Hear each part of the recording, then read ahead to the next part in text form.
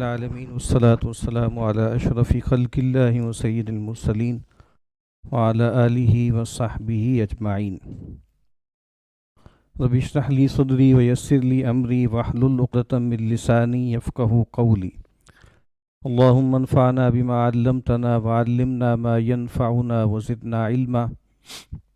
اللہم لا سہل الا ما جعلتہ سہلا وانت تجعل الحزن اذا شئت سہلا، آمین یا رب العالمین۔ آج ہم یہ جو استعمار اور نو استعمار کے حوالے سے ہم نے یہاں پہ محاضرات کا ایک سلسلہ شروع کیا ہے، آج اس کی چوتھی نشست ہے۔ اس سے پہلے کہ میں آج اپنی بات کا آغاز کروں، اب تک جو کچھ ہم نے یہاں پہ دیکھا ہے، پڑھا ہے، اس کے بارے میں اگر کوئی سوال کرنا ہے، کسی نے کوئی اشکال ہے اس کے ذہن میں، تو وہ بیان کر دے تاکہ پھر ہم آگے چلیں۔ جیسے میں نے عرض کیا تھا کہ یہ جو ہم نے شروع کیا ہے لیکچر سیریز، اس میں ایک جو ہیں وہ صاحب یعنی صفدر صاحب ہیں، وہ گویا مجھے کچھ اسسٹ کریں گے اور کچھ چیزوں میں یہاں پر وہ لیکچرز بھی دیں گے۔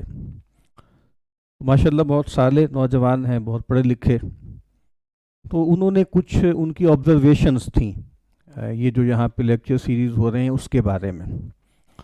تو پہلے بھی انہوں نے ذکر کیا اور آج پھر دوبارہ انہوں نے کچھ چیزیں میں نے ان سے کہا تھا کہ مجھے لکھ کے بھیج دیں آپ کو جو ریزرویشنز ہیں، یا آپ کو کچھ لگ رہا ہے کہ بھئی اس چیز کو ایسے ہونا چاہیے۔ تو انہوں نے کچھ چیزیں مجھے لکھ کر بھیجی جو اچھی ہیں اور اہم ہیں، اور اس میں گویا میرے لیے اصلاح کا پہلو بھی ہے، اور کچھ تھوڑی سی جیسے میرے لیے بھی موقع ہے کہ میں کچھ چیزوں کی وضاحت یہاں پہ کر دوں۔ تو ایک تو یہ ہے کہ ایک خیال یہ ہوتا ہے کہ استعمار کا جو موضوع ہے، یہ اس کو بہت زیادہ لائم لائٹ میں لانا، اس کا بہت زیادہ ذکر کرنا، اور پھر چونکہ استعمار کے رد میں جو زیادہ گفتگو ہوئی ہے وہ مغرب ہی کے لوگوں نے کی ہے، اور چاہے وہ لوکیٹ کہیں اور کرتے ہوں، لیکن جس کو بیانیہ کہتے ہیں، جس کو نیریٹو کہتے ہیں، بیانیہ ڈی کلونیل سٹڈیز کا، پوسٹ کلونیل سٹڈیز کا، ڈی کلونیلٹی کا، وہ سارا کا سارا مغربی ہی ہے۔ وہ ایک صاحب نے بڑی اچھی تفریق کی تھی کہ where I live and where I dwell.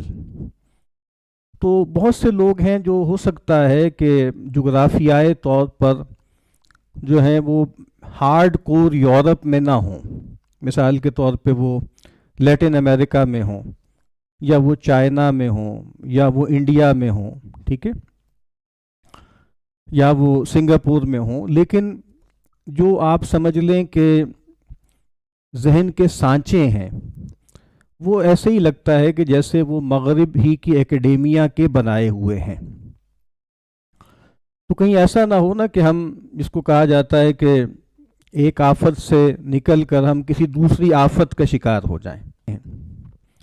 تو یہ اہم بات ہے، اور یہ ایک کنسرن کی بات ہے کہ بھئی اگر ہم بہت زیادہ post colonial D colonial thinkers کا ذکر کریں گے، تو ایک تو یہ ہے کہ چونکہ یہاں جو کلاس ہے اس میں ینگ لوگ بھی ہیں، ابھی ایسے لوگ بھی ہیں کہ جو فارمیٹیو پیریڈ میں ہیں، ان گھڑ ہیں، تو کہیں وہی مسئلہ پیدا نہ ہو جائے جو ہم نے امام غزالی رحمۃ اللہ علیہ کی اقتباس میں پڑھا تھا کہ بھئی ان لوگوں نے کچھ نام سن لیے ہیں، سقراط، بقراط، افلاطون، اور ان کی ذہانت سے، ان کی عقلیت سے وہ بہت متاثر ہو گئے ہیں۔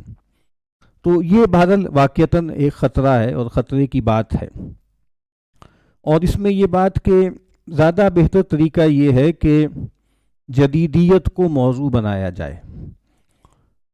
اور جیسے پہلے بھی میں نے ذکر کیا تھا ایک لیٹن امریکن تھنکر کا، مگنولو، وہ یہی کہتا ہے کہ کلونیلٹی اصل میں کیا ہے، دا ڈارکر سائیڈ آف مڈرنٹی، کہ جدیدیت ہی کی جو آپ سمجھ لیں جو ڈارکر سائیڈ ہے وہ کلونیلٹی ہے۔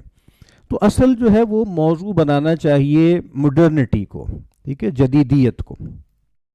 کیونکہ یہ سب سے بڑا نام ہے اس سارے ڈسکورس میں وہ ایڈورڈ سعید کا ہے، اور جیسے ایک طرح سے وہ بانی مبانی ہے اس سارے بیانیے کا، لیکن اس کا بھی سارا کا سارا جو سٹرکچر ہے وہ سارا کا سارا جدیدیت سے اور جو انلائٹنمنٹ ہے اس سے تشکیل پایا ہے، جس کی گرفت جو ہے وہ کی تھی وائل حلاق نے ری اسٹیٹنگ اورینٹلزم میں، کہ اس نے بہت جزوی طور پر، یعنی آپ سمجھ لیں کچھ فینومینن کو دیکھا اور اس پر بات کی، جو اصل مرض تھا، جو اصل آزار تھا، اس کی طرف اس نے توجہ نہیں کی. تو یہ کہ چونکہ میں یہ عرض کر رہا ہوں کہ ہم جن اساتذہ سے پڑھے ہیں ان کا سارا زور جدیدیت ہی پہ رہا، تفہیم جدیدیت، رد جدیدیت، مغرب، لبرلزم، سرمایہ داری، سیکولرائزیشن، یہ مختلف اصطلاحات ہیں، یا انلائٹنمنٹ، اس کی کرٹیک، اس کے مختلف تصورات کی کرٹیک، اور اس کے مختلف اداروں کی کرٹیک. یہ ہمارے اساتذہ کا بڑا پروجیکٹ رہا ہے، اور پچھلے کوئی 30 سال سے زیادہ ہو گیا ہے کہ جس پر وہ کام کر رہے ہیں. لیکن پھر جیسے کچھ لوگوں نے توجہ دلائی کہ بھائی یہ جو استعمار ہے یا نو آبادیاتی نظام ہے، اس کا بھی ہم پر اثر بہت زیادہ ہے. انہوں نے اپنی یعنی گفتگو میں ذکر کیا، وہ ایک محاورہ ہے نا کہ modernity in other words is the elephant in the room, کہ جو ایلیفینٹ ان دا روم کیا ہے وہ مڈرنٹی ہے. تو جو ہمارے فاضل سینئر دوست ہیں محمد دین جوہر صاحب، ان کا روزمرہ کیا ہے، ان کا محاورہ یہ ہے کہ the elephant in the room is basically not modernity but coloniality یا کولونیلزم. یعنی اب یہ دیکھنے کا انداز ہے نا، یعنی وہ یہ دیکھ رہے ہیں کہ یہ جو ساری گفتگو آپ کر رہے ہیں فریڈم پر یا ایکویلٹی پر یا ٹالرنس پر یا جسٹس پر، تو یہ سب باتیں ٹھیک ہیں، لیکن شاید یہ بہت ایبسٹریکٹ ہو گئی ہیں، یہ بہت زیادہ ایبسٹریکٹ ہو گئیں، تصوراتی ہو گئیں، اور جیسے ہمارے ایکسپیرینس سے میچ نہیں کرتی. یعنی یہ تو یورپین ایکسپیرینس ہے نا، وہاں یہ تبدیلیاں آئی ہیں. تو ہمارے ہاں جو تبدیلی آئی ہے اس تبدیلی کا ایک بڑا ذریعہ جو ہے وہ کلونیلزم ہے. اور پھر یہ بھی ایک بحث ہے کہ ہمارے ہاں جو جدیدیت آئی ہے وہ یورپی جدیدیت نہیں ہے، ٹھیک ہے، بلکہ وہ جو ہے وہ کلونیل مڈرنٹی ہے. تو یہ ایک خیال ہے، اور یہ بات ٹھیک ہے. انہوں نے اس میں یہ کہا ہے کہ زیادہ بہتر بات یہ ہے کہ ہم یہ دیکھیں کہ جو ہومو اسلامکس ہے، ایک فرد، ایک انسان جو اسلامی اصالت پر قائم ہے، بندگی کے قدر پہ کھڑا ہوا ہے، اس کا چیزوں کو دیکھنے کا انداز کس طرح مختلف ہے مغرب سے. ٹھیک ہے، وہ جو ایک ورلڈ ویو کے بارے میں کہا جاتا ہے نا کہ ایک ورلڈ ویو ہوتا ہے،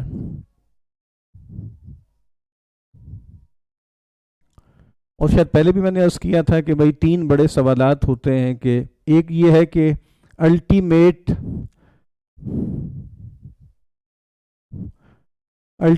ریالٹی کیا ہے، دوسرا یہ ہے کہ یونیورس کیا ہے،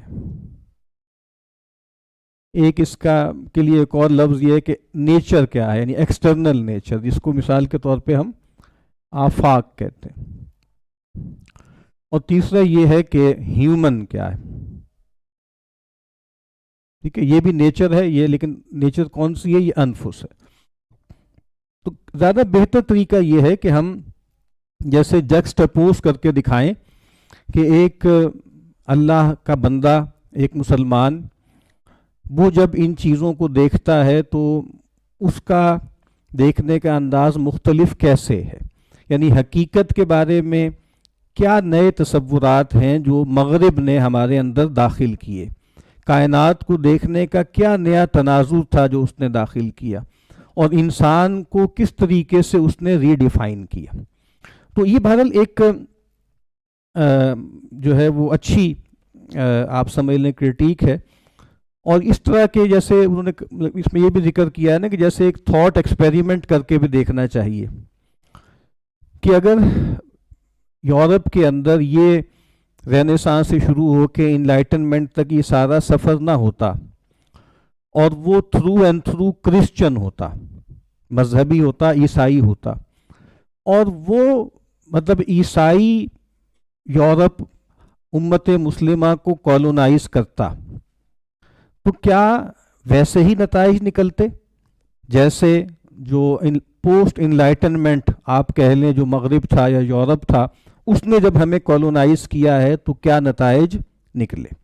ٹھیک ہے، تو بہرحال میں یہ عرض کر رہا تھا کہ یہ ایک اچھا طریقہ ہے، اور انشاءاللہ ہم کوشش کریں گے کہ استعمار اور نوآبادیاتی نظام کے بارے میں چند باتیں کریں اور بیچ بیچ میں اس کو ریفرنس بنائیں، لیکن یہ جو پہلو جس کی طرف انہوں نے توجہ دلائی ہے اس پر بھی ہم جیسے غور کرتے رہیں، اور چونکہ یعنی جیسے ایک مکس اینڈ میچ ہم کوشش کریں گے کہ یہ بات ہم کریں، کیونکہ جدیدیت پر بات ہو تو استعمار یا نوآبادیاتی نظام سے مفر نہیں ہے، اور نوآبادیاتی نظام اور استعمار کی بات ہو اور پھر جدیدیت کا ذکر نہ ہو، یہ ممکن نہیں ہے، ٹھیک ہے، تو یہ دونوں آپس میں بہت جڑے ہوئے ہیں، لیکن یہ بات ٹھیک ہے، اس میں نے یہاں پہ نوٹ کیا تھا، پہلے بھی ہم نے چونکہ آغاز میں امام غزالی کی بات کی تھی نا، تو آج بھی امام غزالی کا ایک اقتباس میں نے نوٹ کیا تھا، اور یہ بات کہ ہمیں یہ کیوں ضرورت پڑتی ہے، یعنی ہم بار بار نام کیوں لیتے ہیں،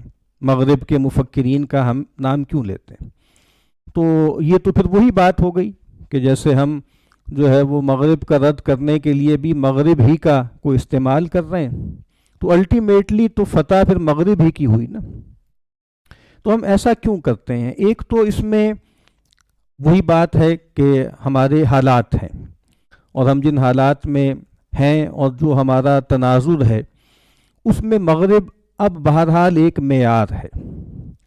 اکبر الہ آبادی کا بہت خوبصورت شعر ہے، کہتے ہیں کہ میری نصیحتوں کو سن کر وہ شوخ بولا، میری نصیحتوں کو سن کر وہ شوخ بولا، نیٹو کی کیا سند ہے صاحب کہے تو مانوں۔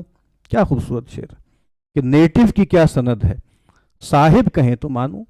تو اب مسئلہ یہ ہے کہ چونکہ صاحب ہی کی چلتی ہے نا، یعنی نیٹو کی کوئی سنتا ہی نہیں، شاہ ولی اللہ صاحب کیا کہہ رہے ہیں، مجدد صاحب کیا کہہ رہے ہیں، حضرت تھانوی نے کیا کہا ہے، ٹھیک ہے، تو یہ اس پہ توجہ نہیں ہے۔ یہ تبدیلی بھی اکبر کے دور میں آ رہی تھی نا، تو اکبر نے اس کو بھی موضوع بنایا کہ غزالی و رومی کی بھلا کون سنے گا، غزالی و رومی کی بھلا کون سنے گا، اور کہا کہ محفل میں چھڑا تذکرہ اسپینسر و مل ہے، اسپینسر اور مل کا اب تذکرہ ہے، اور جو ہم نے آپ کو یاد ہوگا کہ پہلی نشست میں وہ ایک اقتباس بھی پڑھا تھا نا کہ بھئی یہاں ان کی یونیورسٹیوں میں، ان کے ڈارمیٹریز میں اب یہ ان لوگوں کے تذکرے جو ہیں وہ ہوتے رہیں گے۔ تو ایک یہ بہت اہم بات ہے، اس میں نے یہ ایک نوٹ کیا تھا، پہلے جو اقتباس ہم نے طویل پڑھا تھا وہ تحافت کا تھا، تحافت الفلاسفہ، یہ اب نسبتاً تھوڑا طویل اقتباس ہے لیکن سن لیجئے یہ مفید ہے، یہ المنقذ من الضلال میں سے ہے، ٹھیک ہے، امام صاحب کی وہ جو ایک علمی سوانح ہے نا اس میں سے ہے۔ امام صاحب نے جیسے اپنے دور میں جو بھی ان کے علوم تھے اس پر ایک جو ہے وہ گفتگو کی، کہتے ہیں کہ جی جان لیجئے کہ جو کہا کہ ان کے علوم ہماری مطلوبہ غرض یا نسبت سے 6 قسم پر ہیں: ریاضیات، منطقیات، طبیعیات، الہیات، سیاسیات اور اخلاقیات۔ اب آگے وہ کہہ رہے ہیں کہ ایک ایک پر گفتگو کر رہے ہیں، کہتے ہیں ریاضیات کا تعلق علم حساب، ہندسہ اور حیات عالم سے ہے، اور اس کا امور دینیہ سے اس کا نفیاً یا اثباتاً کوئی تعلق نہیں، یعنی یہ جو ہے نا، یعنی یہ علوم دینیہ کے موضوع سے باہر ہیں۔ جیسے آپ کو پتہ ہے نا کہ ریلیجن اینڈ سائنس کا جو مبحث ہے اس کے بارے میں مختلف ماڈلز ہیں۔ آئین جے باربر ایک صاحب ہیں، انہوں نے کچھ ماڈلز بتائے، تو ایک ماڈل انہوں نے بتایا تھا، اس کو کہتے ہیں نوما، اور یہ اصل میں اسٹیفن جے گولڈ ایک فزسسٹ ہے، اس نے یہ بتایا تھا۔ نوما کیا ہے؟ نان اوور لیپنگ میجسٹیریم،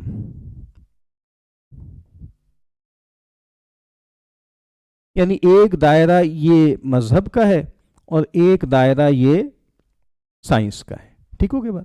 یعنی یہ اوور لیپ ہی نہیں کر رہے, ان کا دائرہ ہی الگ الگ ہے. ٹھیک ہے, اس ماڈل کو وہ بار بار کہتا ہے کہ ریلیجن اور سائنس میں تعلق کیا ہے؟ انڈیفرنس کا. انڈیفرنس الگ الگ ہے.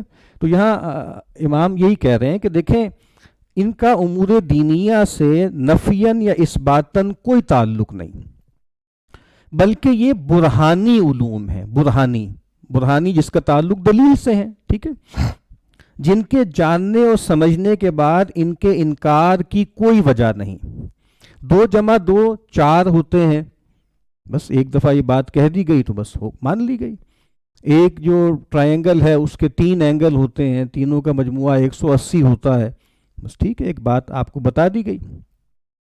تو کہا کہ بظاہر اس میں نفیاً یا اثباتاً دین سے کوئی تعلق نہیں. لیکن اب اگلی بات بہت اہم ہے, مگر ان سے 2 آفتیں وجود میں آتی ہیں. 2 آفتیں وجود میں آتی ہیں, 2 مسئلے پیدا ہوتے ہیں. اب اتنی اچھی بات, اتنی اہم بات امام صاحب آپ سمجھ لیں 5ویں صدی ہجری کے شروع میں کہہ رہے ہیں. 505 میں امام صاحب دنیا سے رخصت ہوئے اور 2-3 سال پہلے یہ لکھی ہوگی تحریر انہوں نے. تو آپ سمجھیں کہ 6ٹھی صدی ہجری کے آغاز میں یہ بات کہہ رہے ہیں, اور یہ آج بھی اتنی ویلڈ ہے, اتنی ریلیونٹ ہے, اور بہت سے ہمارے جو مسائل ہیں ان کو گویا حل کر دیتی ہے, اور چیزوں کو دیکھنے کا ایک تناظر ہمیں دیتی ہے. ایک پہلی آفت کیا ہے کہ جب کوئی ان کا مطالعہ کرتا ہے تو اس گہرائی اور ان کے دلائل کے ظہور اور عیاں ہونے سے مرعوب ہو جاتا ہے. یعنی مرعوب ہوتا ہے, یعنی جو لوگ بھی ایسٹرو فزکس کا مطالعہ کرتے ہیں, نیوکلیر فزکس کا مطالعہ کرتے ہیں, ٹھیک ہے, اور سالڈ اسٹیٹ فزکس کا مطالعہ کرتے ہیں, جدید علوم ہے, اور پیور جو تھیوریٹیکل میتھمیٹکس ہے اس کا مطالعہ کرتے ہیں, تو بڑی فیسینیشن ہوتی ہے اس سے. تو آدمی کہتے ہیں آدمی مرعوب ہوتا ہے نا ان کے علم سے. پس اس کے سبب اس کا فلاسفہ کے بارے میں حسن اعتقاد پیدا ہو جاتا ہے. ٹھیک ہے, کہ یہ آدمی دیکھو پائتھاگورس نے کتنی اچھی بات کی, کتنی اہم بات کی, ارسطو نے کیسی اچھی بات کی علم نباتات کے بارے میں, وغیرہ وغیرہ. اور وہ یہ سمجھنے لگتا ہے کہ ان کے تمام علوم وضاحت اور دلائل کی پختگی میں اس علم کی طرح ہوں گے. یعنی یہ لوگ گفتگو کر رہے ہیں فزکس میں, یہ لوگ فزکس میں گفتگو کر رہے ہیں, لیکن پھر یہی لوگ میٹا فزکس میں بھی در اندازی کر رہے ہیں. یعنی طبیعات میں گفتگو کر رہے ہیں, اور پھر کہیں کہیں وہ مابعد الطبیعات میں بھی داخل ہو جاتے ہیں. تو اب کہتے ہیں کہ ان کو ایسے لگتا ہے کہ بھئی جتنی پختگی, جتنی قطعیت اور جتنا تبحر علمی ان کا اس میں ہے, تو یہاں پر بھی یہی ہوگا.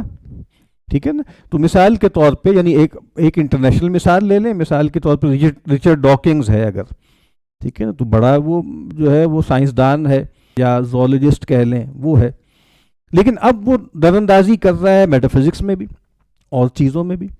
ٹھیک ہے, اور ٹیری ایگلٹن نے بڑا مذاق اڑایا نا ان لوگوں کا, اور کہا کہ یہ وہ لوگ ہیں کہ جو تھیولوجی میں یعنی پرائمری سطح کی قابلیت بھی نہیں رکھتے. ٹھیک ہے, وہ اپنے علم میں ماہر ہوں گے. اور ٹیری ایگلٹن کون ہے؟ یہ بھی کوئی اللہ کو ماننے والا نہیں, ملحد ہے. کہتے ہیں ہنسی آتی ہے مجھے, یعنی میں بھی نہیں چاہتا کہ لوگ خدا کو مانیں, یا خدا کو ماننا وہ ایسی ایک عجیب سی بات ہے, لیکن کہتے ہیں جس سطح پر یہ نقد کر رہے ہیں اور جس سطح سے یہ گفتگو کر رہے ہیں وہ بہت ہی بچگانا ہے. ہمارے ہاں پرویز ہور بھائی ہیں, فزکس میں اچھا ان کا مرتبہ ہے, مقام ہے, لیکن اب وہ مذہب پر بھی گفتگو کرتے ہیں, وہ مابعد الطبیعات پر بھی گفتگو کرتے ہیں. ٹھیک ہے, وہ غیبی امور پر بھی زبان کھولتے ہیں. تو اب یہ غلط فہمی ہو جاتی ہے نا کہ جو پختگی وہاں پر ہے یا اس علم میں جو قطعیت ہے, جب یہاں گفتگو کر رہے ہوں گے تو یہاں پر بھی ایسے ہی ہوگا. پھر جب ان کے کفر, تعطیل اور دین کے بارے میں سست روی سے متعلق سنتا ہے, تو یعنی یہی لوگ کہ جو اتنے فاضل ہیں, اتنے پڑھے لکھے ہیں, اتنے بڑے میتھمیٹیشنز ہیں, اتنے بڑے فزسسٹ ہیں, اتنے بڑے نیوکلیئر سائنٹسٹ ہیں, اور ساتھ یہ ایتھیسٹ بھی ہیں یا ایگنوسٹک ہیں. ٹھیک ہے, تو محض تقلید کی بنیاد پر کفر کر بیٹھتا ہے اور کہتا ہے, اب دیکھیں اگلا جملہ کتنا اہم ہے, اگر دین میں کوئی حقانیت ہوتی تو ان جیسے محققین سے مخفی نہیں رہ سکتی تھی. اتنے سمجھدار لوگ ہیں، اتنے فہیم لوگ ہیں، ٹھیک ہے، کہ کتنی جو ہے وہ گہرائی میں جا کے چیزوں کو دیکھتے ہیں. تو اگر دین اور دینی حقائق میں واقعتاً کوئی جو ہے وقت ہوتی ان کی، تو اتنے بڑے لوگوں سے یہ چیز کیسے جو ہے مخفی رہ سکتی ہے؟ تو جب وہ ان کے کفر و انکار کے بارے میں سنتا ہے تو اس سے استدلال کرتا ہے کہ دین کا انکار ہی حق ہوگا. میں بہت سے ایسے لوگوں کو دیکھا ہے جو اسی عذر کے سبب حق سے بھٹک گئے اور ان کے پاس اس کے سوا کوئی دلیل نہیں. کیا دلیل ہے؟ کہ بھائی اتنے فاضل لوگ، اتنے سمجھدار لوگ، اتنی باریکی میں جا کے چیزوں کو تجزیہ کرنے والے لوگ، کہ اگر یہ، اور پھر یہ لوگ کون ہیں؟ یہ لوگ جو ہے وہ خدا کا انکار کر رہے ہیں، آخرت کا انکار کر رہے ہیں، مابعد الطبیعات کا انکار کر رہے ہیں. تو اور جب اسے کہا جائے کہ ایک فن میں مہارت سے لازم نہیں آتا کہ وہ ہر فن کا ماہر ہو، یعنی یہ بات اہم ہے نا، کہ بھائی یہ ایک چیز کے بارے میں اگر کسی ایک فن میں وہ ماہر ہے تو ضروری نہیں ہے کہ ہر فن میں وہ ماہر ہو. لہٰذا یہ کوئی ضروری نہیں کہ فقہ اور کلام کا ماہر طب میں بھی یگانہ روزگار ہو، اور یہ بھی ضروری نہیں کہ عقلیت سے نابلد نحو بھی نہ جانتا ہو، بلکہ ہر فن کے اپنے لوگ ہوتے ہیں، اور جو اس میں مرتبہ کمال کو پہنچے ہوئے ہوتے ہیں، اگرچہ وہ دوسرے علوم سے بے خبر کیوں نہ ہوں. ٹھیک ہے، یعنی ایک علم میں بہت انہوں نے جو ہے شائن کیا، بہت جو ہے وہ آگے گئے، اور ایک علم کے بارے میں وہ جاہل محض ہوتے ہیں. بس پہلوں کا کام ریاضیات میں برہانی، اب یہ ترجمہ کیا گیا ہے کہ ریاضیات میں برہانی اور الہیات میں تخمینی ہے. کتنا اچھا جملہ ہے کہ ریاضیات میں برہانی ہے، اس کے دلائل ہیں ان کے پاس، لیکن جب وہ الہیات میں کلام کرتے ہیں، خدا کی ذات و صفات کے مبحث میں کلام کرتے ہیں، تو پھر وہ تیر تکے لگاتے ہیں، خرص کرتے ہیں. ٹھیک ہے، تو یہ جو ہے وہ تخمین کرتے ہیں. تو کہا اس کو وہی جانتا ہے جس نے اس میں مشغول ہو کر تجربہ کیا ہو. بس جب یہ بات بربنائے تقلید ملحد ہونے والے کے بارے میں ثابت ہو گئی تو دراصل اس نے اسے علمی طور پہ جانچا نہیں، بلکہ خواہش کے غلبے، باطل، ہوا پرستی اور دانش مند کہلانے کی محبت نے اسے ان تمام علوم میں اس حسن اعتقاد پر مصر بنایا ہے. اصل بات کیا ہے؟ خواہش کا غلبہ ہے. یعنی یہ جو بات کہی جاتی ہے نا الحاد کے بارے میں کہ یہ الحاد بہت پھیل رہا ہے، تو وہ پرانی جو ہماری تقسیم ہے کہ ایک شبہات ہوتے ہیں اور ایک شہوات ہوتے ہیں. تو زیادہ تر نہیں، صرف یہ امت مسلمہ کا مسئلہ نہیں ہے، گلوبلی جو الحاد پھیل رہا ہے اس کا سبب شبہات بہت کم ہیں، شہوات ہیں بہت زیادہ. اکبر کا ایک شعر مجھے پڑھا تھا، پھر میں نے کہیں نوٹ کیا، مجھے اب میں دیکھنے لگا تھا کہیں مجھ سے غلطی تو نہیں اس میں ہو رہی، لیکن وہ مجھے کہیں مل نہیں رہا. کہا کہ وہ ہم فلسفہ کہتے ہیں الحاد کا سبب، ہم فلسفے کو کہتے ہیں الحاد کا سبب، وہ پیٹ دکھاتے ہیں کہ شیطان یہی ہے. کیا خوبصورت شعر، پیٹ کا مسئلہ ہے. یعنی وہ افلاطون نے کہا تھا نا کہ بھائی جیسے کچھ لوگ ہوتے ہیں جو ذہن والے ہوتے ہیں، کچھ لوگ ہوتے ہیں کہ جن کا تعلق جیسے بازوؤں سے ہوتا ہے، اور کچھ کا تعلق جیسے بیلی اینڈ جینیٹلز، بیلی اینڈ جینیٹلز. تو الحاد کا سبب بطن و فرج ہے، ذہن نہیں ہے اتنا، بطن و فرج ہے، یعنی لذتوں کی طلب ہے، لذت کی خواہش میں جاتے ہیں. تو ہم پیٹ دکھاتے ہیں کہ شیطان یہی ہے. مسئلہ زیادہ وہ جو کہتے ہیں پاپی پیٹ کا ہے، پاپی پیٹ کا مسئلہ ہے. مطلب پیٹ ہے اور پیٹ کے ساتھ جو ہے جنسی اعضاء ہیں، جینیٹلز ہیں، ان کا اصل میں مسئلہ ہے. عقل وقل کا اتنا مسئلہ کوئی ہے نہیں خاص. ٹھیک ہے، تو بہرحال یہاں پر بھی وہ کہتے ہیں کہ جو دانش مند کہلانے کا شوق ہے، انٹلیکچوئل کہلانے کا شوق ہے. آپ دیکھیں یہ اس وقت یہ بات کر رہے ہیں، آج بھی کتنی ریلیونٹ ہے یہ بات، لگتا ہے کہ آج کے بارے میں کہی جا رہی ہے. تو کہتے ہیں کہ یہ ایک بڑی آفت ہے، اس لیے ان علوم میں مشغول ہونے والے کی توبیخ لازمی ہے، کیونکہ ان کا اگرچہ دین سے تعلق نہیں مگر یہ ان کے مبادی علوم ہیں، اس لیے ان کی شر اور نحوست نے ان میں سرایت کی ہے. بہت کم ایسے ہوئے ہیں جو ان میں گھسے ہوں اور اس نے دین و تقوی کا کلادہ نہ اتارا ہو. یہ اس وقت کی بات کر رہے ہیں کہ جب اس کے ساتھ اتنی طاقت نہیں تھی، وہ جس کو کچھ لوگوں نے کہا نا دا کولونیل میٹرکس آف پاور. اب تو ایک میٹرکس آف پاور ہے اس کے ساتھ، اس کے پیچھے ایک طاقت ہے، اس کے پیچھے ایک چمکتی دمکتی تہذیب ہے. آج تو بہت مشکل ہے. وہ لکھا ہے انہوں نے نا, حالی نے بھی لکھا ہے اور لوگوں نے بھی اس کو لکھا ہے کہ یہ بہت کم ہوا ہے کہ کوئی آدمی جو ہے وہ جدید جو ہے وہ اسکول میں پڑھے اور اس کے بعد اس کے دینی اعتقادات وغیرہ وہی رہیں جو اس کے پرکھوں کے ہیں. یعنی اس زمانے جب یہ انگریز آیا تھا اور جو اسکول بنے تھے تو اس وقت انہوں نے یہ بات کہی. تو کہا کہ بہت کم ایسے ہوئے ہیں جو ان میں گھسے ہیں اور اس نے دین و تقوی کا کلادہ نہ اتارا ہو. تو ایک بتا کیا رہے ہیں کہ بظاہر تو کوئی ٹکراؤ نہیں ہے, لیکن چونکہ یہ لوگ خیانت کر رہے ہیں نا, یہ لوگ خیانت کر رہے ہیں اور یہ جیسے انکروچ کر رہے ہیں, یہ مطلب تجاوز کر رہے ہیں اپنی حد سے, کہ جس علم میں انہیں کوئی ممارست کوئی مہارت نہیں ہے اس کے بارے میں اتھارٹیٹیولی کلام کر رہے ہیں. اور وہ جو ابرام ہے وہ لوگوں کو متاثر کرتا ہے. ٹھیک ہے, تھانوی نے بھی ایک جگہ لکھا ہے نا کہ چونکہ استاد جو ہوتا ہے نا اس کی حیثیت جیسے ایک مرتبے والی ہوتی ہے اور ایک معظم اس کی حیثیت ہوتی ہے, تو اس سے لوگ متاثر ہوتے ہیں, اور کیا اچھا شعر ہے اکبر نے کہا نا کہ ماسٹر کی مشیختیں دیکھو, ماسٹر کی مشیختیں دیکھو, اب تو کالج ہی خانقاہیں ہیں, اب تو کالج ہی خانقاہیں, کہ بھئی اب وہ جو پیر و مرشد ہے وہ استاد ہے, جدید انگریزی اس کا, اب وہ یونیورسٹی کا کالج کا جو پروفیسر ہے نا بس وہی اب جو ہے وہ پیر و مرشد ہے, اسی کی لوگ سنتے ہیں. تو یہ ایک آفت تو کیا ہوئی کہ آپ نے ان کی طبیعات میں مہارت کی وجہ سے آپ ان سے متاثر ہوئے اور آپ گویا اپنا دل ان کے ہاتھ میں دے دیا, اور پھر اس کے بعد جب انہوں نے الہیات میں اور ما بعد الطبیعات میں یاوہ گوئی کی تو آپ کو لگا کہ یہ بھی ویسے ہی قطعی بات ہوگی, یہ ویسے ہی مضبوط بات ہوگی جیسی بات وہ جو ہے وہ یہاں پہ کہتے ہیں. حالانکہ کتنا اچھا جملہ لکھا ہے کہ وہاں پر ان کا بیان برہانی ہے, یہاں ان کا بیان سراسر تخمینی ہے. یہ ایک آفت ہے. دوسری آفت اس کا ضد ہے, یہ بھی بہت ضروری ہے, نہیں کتنی بیلنس بات امام نے کہی ہے. دوسری آفت اسلام کے نادان دوست کی وجہ سے پیدا ہوئی, اسلام کا نادان دوست. ٹھیک ہے, تو یہ محاورہ ہر زبان میں پایا جاتا ہے کہ نادان دوست سے جو ہے وہ سمجھدار یا دانا دشمن اچھا ہوتا ہے. ٹھیک ہے, وہ جو غالب کا مصرع ہے نا کہ ہوئے تم دوست جس کے دشمن اس کا آسماں کیوں ہو. ٹھیک ہے, تو کہتے ہیں کہ یہ دوسری آفت کیسے پیدا ہوئی, وہ اسلام کے نادان دوست کی وجہ سے پیدا ہوئی.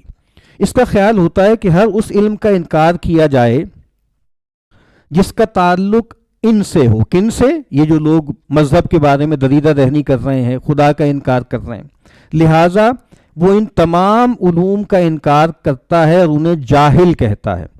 یعنی آپ کہیں کہ بھئی چونکہ رچرڈ ڈاکنگ زوالوجی میں بات کر رہا ہے, یا اسٹیفن ہاکنگ جو ہے وہ خدا کا انکار کر رہا ہے اور وہ فزکس کا ماہر ہے, تو اب ہم گویا طبیعت کا انکار کر دیں, یا ہم علم نباتات کا انکار کر دیں, ٹھیک ہے, یا ہم علم حیوانیات جو ہے اس کا انکار کر دیں, یا اس معاملے میں جو اس کی دریافتیں ہیں اس کا انکار کر دیں. کیوں؟ چونکہ یہ آدمی ملد ہے, چونکہ یہ آدمی ضال اور مضل ہے, چونکہ یہ آدمی گمراہ ہے, تو اس وجہ سے اب آپ اس کا انکار کر دیں. یہاں تک کہ کسوف و خسوف میں بھی ان کے اقوال کا انکاری ہو جاتا ہے, اس خیال سے کہ جو وہ کہتے ہیں خلاف شرع ہے. آپ دیکھیے نا کووڈ کے مسئلے میں بھی نا یہ ساری گفتگو ہوتی رہی کہ لوگوں نے اس پہ کالم لکھے, یاسر پیر زادہ صاحب کا یہ موضوع ہے بہت زیادہ کہ دعا کیا ہوتی ہے, دعا کا کیا مطلب ہے, دنیا تو عالم اسباب ہے, اور جن لوگوں کی ساری جو مینٹیلٹی ہے دعا وغیرہ سے بنتی ہے, پھر وہ لوگ گویا یعنی سائنٹیفک یا سوشل سائنٹیفک مینٹیلٹی ان کی ہوتی ہی نہیں ہے, وہ دنیا کو کیسے سمجھیں گے. یا مثال کے طور پر ایک طرف جو ہے وہ تقدیر کا بیان ہے اور ایک طرف تدبیر کا بیان ہے. ٹھیک ہے, اس کو لوگ ریکنسائل نہیں کر پاتے. یعنی اس موقع پر آپ کو پتہ وہ احادیث آئیں کہ ایک طرف یہ ہے کہ بھائی کوئی لا ادوا, کوئی کنٹیجیسنس نہیں ہوتی, کوئی جو ہے وہ متعدی بیماری نہیں ہوتی, اور دوسری طرف آپ نے کہا کہ فر من المجذوب فرارک من الاسد, کہ بھائی مجذوم سے ایسے بھاگو جیسے تم کوڑی سے بھاگتے ہو. اب اس میں کوئی ٹکراؤ نہیں ہے, وہاں عقیدے کی بات ہو رہی ہے, اعتقاد کی بات ہو رہی ہے, یہاں تدبیر کی بات ہو رہی ہے. یہ دو الگ الگ فیلڈز ہیں. آپ سے یہ کہا جائے کہ پیغمبر نے کہا مثال کے طور پہ کہ دیکھو معلوم ہے جو سورج جاتا ہے غروب ہوتا ہے کہاں جاتا ہے, کہا کہ جی معلوم نہیں, کہا کہ بھئی یہ عرش الہی کو سجدہ کرتا ہے. اب آپ آج کہیں کہ سورج کہیں بھی نہیں جاتا, سورج کہاں سے طلوع ہوتا ہے کہاں غروب ہوتا ہے. تو یہ اب یہاں پر دیکھیں نا امام اس زمانے میں یہ بات کر رہے ہیں بھائی کسوف اور خسوف کے بارے میں جو آپ سمجھ لیں فزیولوجیکل یا جو سائنٹیفک بیانیہ ہے اس کو آپ مانیں, یہ ایک میٹافزیکل بیانیہ ہے نا, یہ ایک اور عالم سے متعلق ہے, اس کو ساتھ ساتھ پیرلل رکھنا ہے. میں ایک اور مثال عرض کرتا ہوں کہ پیغمبر نے کہا کہ جب انسان کا بچہ پیدا ہوتا ہے تو وہ روتا ہے. تمہیں معلوم ہے کیوں روتا ہے؟ کہا کہ شیطان اس کو کچوکا لگانے کی کوشش کرتا ہے, وہ روتا ہے, اور ہر ایک کو جو ہے چھونے کی کوشش کی سوائے جو ہے وہ سیدہ مریم کو اور ان کے صاحبزادے کو, ٹھیک ہے, چونکہ ان کی والدہ نے دعا کی تھی نا, انی اعوذ بک من ذریتہا من الشیطان الرجیم. اچھا آج ہمیں پتہ بچہ کیوں روتا ہے. بھئی بچہ جب پیدا ہوتا ہے تو پھر ظاہری بات ہے جب تک اس کا تولد نہیں ہوتا تو گویا اس کی ساری ریسپریشن جو ہے وہ ماں سے متعلق ہوتی ہے, ماں کے ذریعے وہ سانس لیتا ہے. تو جب وہ اس کو کاٹ دیا جاتا ہے تو اس کے بعد پھر جو ہے وہ سانس یعنی جب خود سے لیتا ہے تو پھر وہ روتا ہے, رونا اس کے لیے ضروری ہے. یعنی کوئی بچہ اگر نہ روئے تو یہ پیتھولوجی ہے, وہ نیلا پڑنا شروع ہو جاتا ہے. اب وہ ایک اس کی فزیولوجیکل تعبیر ہے, اس کو بھی ہم مانیں اس کو بھی مانیں, اس میں کوئی تضاد نہیں ہے نا. تو اس کے درمیان آئیدر اور بنا لینا کہ بھئی یا تو یہ مانو یا وہ مانو. تو امام صاحب یہی تو کہہ رہے ہیں نا کہ بھائی دوسری جہالت کیا ہے. یا مثال کے طور پہ آپ کہیں جی زلزلہ کیسے آتا ہے؟ بھئی خدا لاتا ہے, خدا تنبیہ کرتا ہے, خدا عذاب لاتا ہے. آج آپ کو بتا دیا جائے کہ ٹیکٹونک پلیٹس ہوتی ہیں اور وہ فالٹ لائنز ہوتی ہیں اور یہ ہوتا ہے وہ ہوتا ہے, تو ہمارے لیے کوئی دقت نہیں ہے اس میں کہ ہم دونوں کو مانیں کہ اس کے پیچھے جو آپ سمجھ لیں کہ جو ارسطو نے کہا تھا نا کہ ایک جو ہے وہ آپ میٹیریل کاز ہے, ایک فارمل کاز ہے, اور ایک اس کی جو ہے وہ فائنل کاز ہے, اور ایک اس کی جو ہے وہ چوتھی کون سی تھی ایفیشینٹ کاز ہے. تو مطلب اب چونکہ جدید اس میں آ کر وہ باقی دو چیزوں کو آپ نے فارغ کر دیا تو دونوں چیزوں کو مانا جا سکتا ہے. تو یہ اہم بات ہے. کہتے ہیں یہاں تک کہ کسوف و خسوف میں بھی ان کے اقوال کا انکاری ہو جاتا ہے اس خیال سے کہ جو وہ کہتے ہیں خلاف شرع ہیں. بس جب یہ باتیں ان لوگوں کے کانوں کو لگتی ہیں جو ان علوم کی صداقت بدلائل جانتے ہیں, وہ یقین کر لیتے ہیں کہ دین جو ہے وہ تو جہالت اور دلیل قطعی کے انکار کی بنیاد پر کھڑا ہے. یعنی اب جب یہ باتیں پھیلیں گی نا کہ جی کوئی زلزلہ میں یہ کچھ نہیں ہوتا, اور جناب کوئی جو ہے وائرس نہیں کوئی چیز ہوتی, ٹھیک ہے, یا یہ کوئی نہیں ہوتا کہ جی بچہ اس وجہ سے روتا ہے, تو جب یہ باتیں پھیلتی ہیں تو لوگ کہتے ہیں کہ اچھا اس کا مطلب یہ ہے کہ دین یا عقیدہ وہ عجیب طرح کی ضد پیدا کرتا ہے, اور جو برہانی علوم ہے اس کا انکار پیدا کرتا ہے. اس سے کچھ لوگوں کے اندر دینی عقائد اور اعتقادات کے بارے میں توحش پیدا ہو جاتا ہے, ٹھیک ہے. اس طرح اسلام سے اس کے بغض اور فلسفے سے محبت میں اضافہ ہو جاتا ہے. وہی بات کہ بھئی اچھا اب یہ بات اس سے واضح ہو گئی کہ اصل میں علوم تو بس یہی ہیں, اور یہ جو دین وغیرہ کے معاملات ہیں, مابعد الطبیعات کے معاملات ہیں, یہ ایسے ہی ہیں.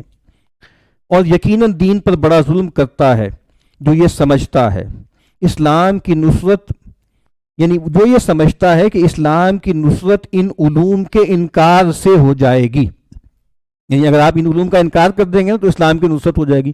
تو یہ آدمی امام کہہ رہے ہیں بڑا ظلم کرتا ہے, یعنی یہ بجائے خود الحاد کا رستہ کھولتا ہے, اس کو پھیلانے کا سبب بنتا ہے کہ یار یہ کیسے لوگ ہیں, ایک بالکل سامنے کی چیز ہے اس کا انکار کر دیتے ہیں. اور آپ دیکھتے ہیں نا کہ سائنس ٹھیک ہے, سائنس بدلتی رہتی ہے. یعنی ارسطو یہ جو کشش ثقل بعد میں آئی تو پہلے تصور کیا تھا ارسطو وغیرہ کا یا اور فلاسفہ کا کہ جو ہے کل شیء یرجع الی اصلہ, ہر چیز اپنی اصل کی طرف لوٹتی ہے. تو چیزیں چونکہ مٹی سے بنی ہوتی ہیں نا ساری چیزیں, جب آپ چھوڑتے ہیں تو وہ اپنی اصل کی طرف آتی ہیں. یہ ایک تھیوری تھی, سائنٹیفک تھیوری تھی اپنے زمانے کی. بعد میں بتایا گیا کہ نہیں, زمین میں ایک قوت ہے, ایک طاقت ہے, ٹھیک ہے, جس کو گریوٹی کہتے ہیں, اور وہ یہ ہے, ٹھیک ہے. تو اب آپ نے یہ بات مان لی, تو اب یہ تو بدلتی رہے گی نا, لیکن اس کے بدلنے سے آپ کے عقیدے میں فرق نہیں آنا چاہیے. لیکن صورتحال یہ ہے کہ کچھ لوگ بلا وجہ کی ضد پہ کھڑے ہو جاتے ہیں, کہتے ہیں کہ چونکہ یہ سائنسدان خدا کا انکار کر رہے ہیں, آخرت کا انکار کر رہے ہیں, معجزے کا انکار کر رہے ہیں, میٹا فزکس کا انکار کر رہے ہیں, اس وجہ سے فزکس کے ڈومین میں بھی ان کی باتوں کو ہم نہیں مانیں گے, ٹھیک ہے. تو حالانکہ شریعت نے ان علوم سے نفیاً و اثباتاً کوئی تعارض نہیں کیا, اور نہ ان علوم کا امور دینیہ سے کوئی سروکار ہے, ٹھیک ہے. اب جیسے آگے انہوں نے مثال دی ہے خسوف اور کسوف کی, کہ جب انسان جو ہے وہ یعنی اللہ تعالیٰ کی نشانیاں ہیں, اور جب یہ ہے تم خسوف یا کسوف دیکھو تو اللہ کے ذکر کی طرف اور نماز کی طرف متوجہ ہو. تو اب یہ تمہیں ایک تذکیری پہلو ہے اس کا، اور ایک اس کا سائنٹیفک پہلو ہے، اس کو بھی مان لیں، اور اس کا جو تذکیری پہلو ہے اس کو بھی مان لیں. ٹھیک ہے، تو یہ میں نے اس لیے ساری گفتگو کی ہے کہ ہمیں بہرحال ان لوگوں کا نام لینا کیوں ضروری ہے. ایک تو میں نے بتایا ہے کہ اب ان کی بات ہی سے وزن پیدا ہوتا ہے. دوسری بات یہ کہ بہرحال دیانت کا بھی تو تقاضا ہے نا، اس کو استناد کہتے ہیں، یعنی ان کی باتیں بس ہم بغیر ان کے ساتھ انتصاب کیے بیان کرتے چلے جائیں تو یہ بظاہر ایک خیانت سے بھی لگتی ہے کہ بھائی کوئی گہری بات، کوئی بھلائی کی بات کہیں سے ہمیں ملی ہے تو ہمیں اس کو لے لینا چاہیے. لیکن اس میں جو ہے بہت زیادہ فیسینیشن بعض اوقات پیدا ہو جاتی ہے، اس سے ہمیں بچنے کی کوشش کرنی چاہیے. وہ اپنی جگہ ایک بات ٹھیک ہے، کیونکہ میں جانتا ہوں ہمارے بہت سے لوگ ہیں، تو جیسے ہائیڈگر ہے، تو ہائیڈگر ایک بڑا دماغ ہے، ہائیڈگر نے بھی ایک کرٹیک کی ہے جدیدیت کی اور خاص طور پہ ٹیکنالوجی وغیرہ کی. تو اب کچھ لوگ بہت ہی زیادہ اس سے فیسینیٹ ہو گئے، اور مذہبی لوگ ہیں وہ، ان کو لگتا ہے کہ جیسے بس وہ پیر و مرشد ہیں، آخری درجے میں وہ پہنچ گئے. اسی طریقے سے کچھ لوگ ہیں کہ جو کیپٹلزم کے بہت خلاف ہیں، تو مارکس کو جب وہ پڑھتے ہیں تو بہت زیادہ متاثر ہوتے ہیں. یعنی مارکس کہتے ہیں کتنا بڑا آدمی تھا، کیسا اس نے دیکھا ہے، چیزوں کو تجزیہ کیا ہے، اور کیپٹلزم کی کیسی کلی کھولی ہے. تو یہ ایک مسئلہ پیدا ہو سکتا ہے. ہمارے ایک اور استاد ہیں، پرانے جاننے والے بھی ہیں، وہ مثال کے طور پہ یعنی میکس ویبر سے یا جو ہے وہ پرس سے بہت متاثر ہیں. تو ان کو لگے گا کہ جیسے ان جیسا ہماری روایت میں تو کوئی ہے ہی نہیں، اتنے بڑے لوگ ہیں یہ. تو یہ خطرہ تو ہوتا ہے، اور بہرحال اس سے تو ہمیں بچنا ہے کہ ہم اتنی زیادہ فیسینیشن کا شکار ہو جائیں کہ بس ہمیں لگے کہ دماغ بھی وہی ہے اور مغز بھی وہی ہے اور کام بھی وہ وہیں پہ کرتے ہیں. تو اگرچہ حالانکہ اگر آپ اپنی روایت کو دیکھیں، ابھی امام غزالی کے بیچ بیچ میں ہم ذکر کرتے ہیں، اور ہمارے ہاں مثال کے طور پہ جو ہے حضرت تھانوی قریب کے دور میں جو ہے ان کے ہاں یہ بات جو ہے وہ پائی جاتی ہیں. اور یہاں میں ان کا ایک اقتباس چھوٹا سا عرض کرتا ہوں. ان کا ایک کتابچہ ہے، وہ ہم کوشش کریں گے یہاں پہ جیسے سبکن پڑھیں. ان کی 2 کتابیں جیسے پڑھنی چاہیے جن لوگوں کو بھی ان مباحث سے دلچسپی ہو. ایک تو الانتباہات المفیدہ کے نام سے، اور دوسری ان کا ایک کتابچہ ہے اصلاح الخیال. وہ ایک صاحب ہیں، انہوں نے ان کو کچھ اشکالات لکھ کے بھیجے، اور وہ سارے جو جدیدیت آ رہی تھی، جدید دور آ رہا تھا، انگریز آ رہا تھا، اس میں اپنے کچھ اشکالات انہوں نے بھیجے. تو حضرت تھانوی نے اس کا جواب دیا ہے، وہ پڑھنے سے تعلق رکھتا ہے. تو اب وہ کہتے ہیں کہ جی ایک میں اس کا چھوٹا سا اقتباس ہے کہ منشا ان خیالات کا صرف 2 امر ہیں، یعنی یہ جو وسوسے پیدا ہو رہے ہیں. علم شریعت میں مہارت کاملہ نہ ہونا ایک یہاں یہ سبب ہے. دوسرا لا مذہبوں کی تقریریں اور تحریریں سننا اور دیکھنا، یعنی وہی بات کہ جب ان لوگوں کی تقریریں اور تحریریں دیکھنا اور سننا. لیکن شاید حضرت تھانوی کے دور میں یہ آپشنل تھا کہ بھائی لوگ اس کو اوائڈ کر سکتے تھے، لیکن جو جدید تعلیمی نظام ہے اس میں تو وہ سب گندا ہوا ہے نا. چاہے آپ نیچرل سائنسز پڑھیں، چاہے آپ سوشل سائنسز یا ہیومینٹیز پڑھیں، ہر جگہ اس کا تذکرہ ہے، اور خاص طور پہ جو لٹریچر میں بہت زیادہ ہے. تو گوری وشوناتھن ایک ہے، ان کی ایک کتاب ہے، اس کا نام ہی یہی ہے، ماسکس آف کانکویسٹ. یہ خاص طور پہ جو لٹریری اسٹڈیز وغیرہ بر صغیر میں لائی گئی، وہ جیسے ایک نقاب تھا نا کانکویسٹ کا اور غلبے کا. تو لیکن اب بہرحال یہ مشکل ہے، تو ظاہر بات ہے ان سے ہم 2-4 تو ہوتے ہیں نا. تو کہتے ہیں ایک تو یہ ہے کہ علم شریعت میں مہارت کاملہ نہ ہونا، دوسرا لا مذہبوں کی تقریریں اور تحریریں سننا اور دیکھنا. اس لیے علاج کلی تو یہ ہے کہ بقدر فرصت کسی قدر توجہ کر کے کم از کم ترجمہ قرآن و مشکات شریف کے بعض ابواب اور فقہ کی ایک پوری کتاب کسی سمجھدار آدمی سے پڑھ لی جاوے. یعنی جو آپ کی اپنی روایت ہے نا، اس سے بھی تو کچھ جڑے نا، اس سے بھی تو کچھ متعلق ہوں.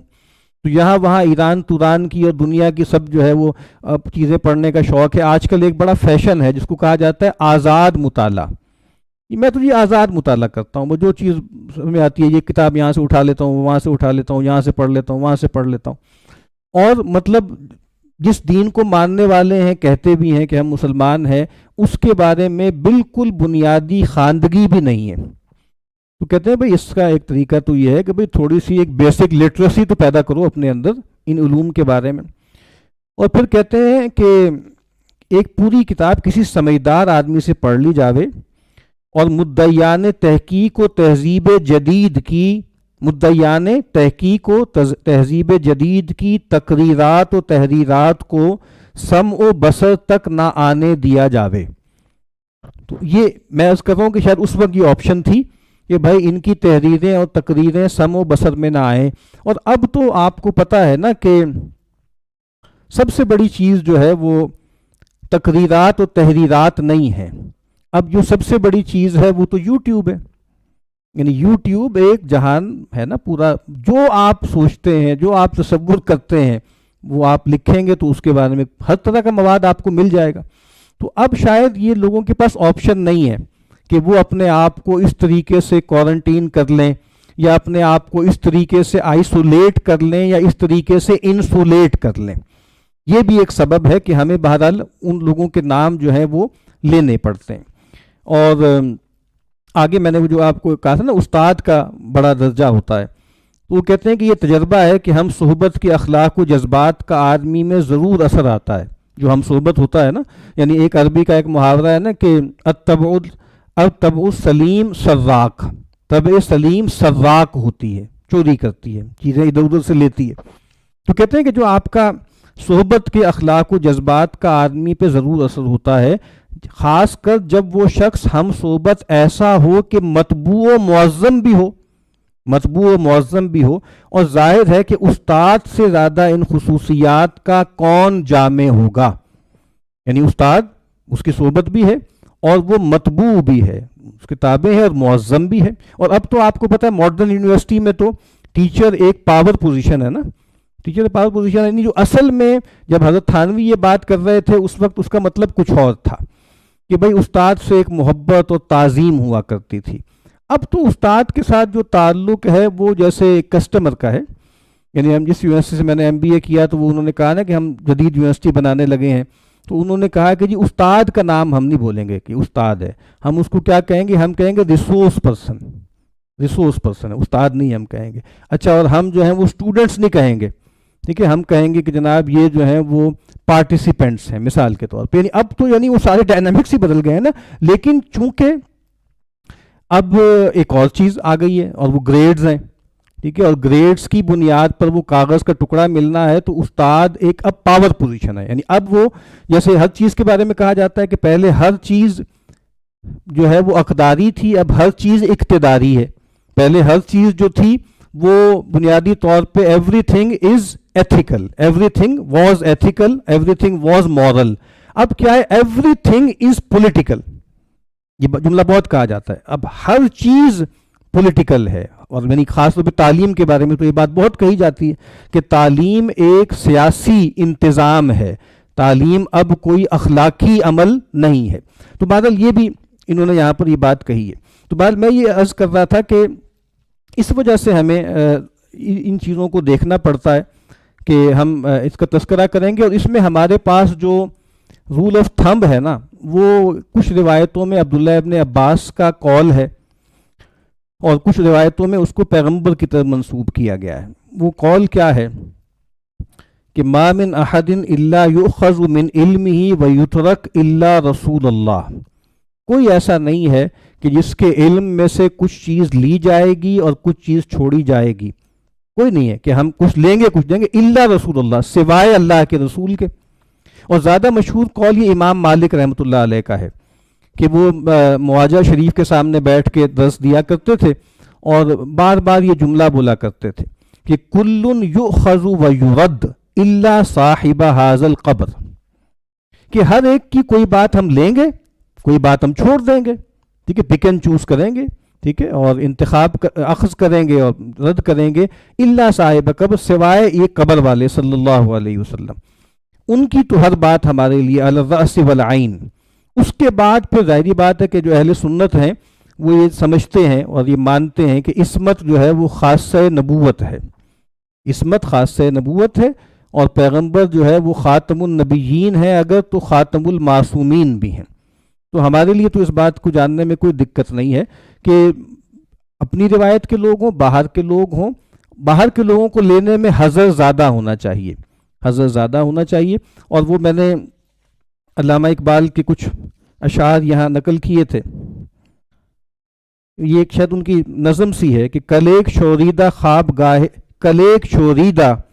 خواب گاہے نبی پہ رو رو کے کہہ رہا تھا کہ مصر و ہندوستان کے مسلم بنائے ملت مٹا رہے ہیں. اور اگلا جو شعر ہے وہ ہماری اس گفتگو سے زیادہ متعلق ہے. یہ زائران حریم مغرب ہزار رہبر بنے ہمارے، یہ زائران حریم مغرب ہزار رہبر بنے ہمارے، ہمیں بھلا ان سے واسطہ کیا جو تجھ سے نا آشنا رہے ہیں.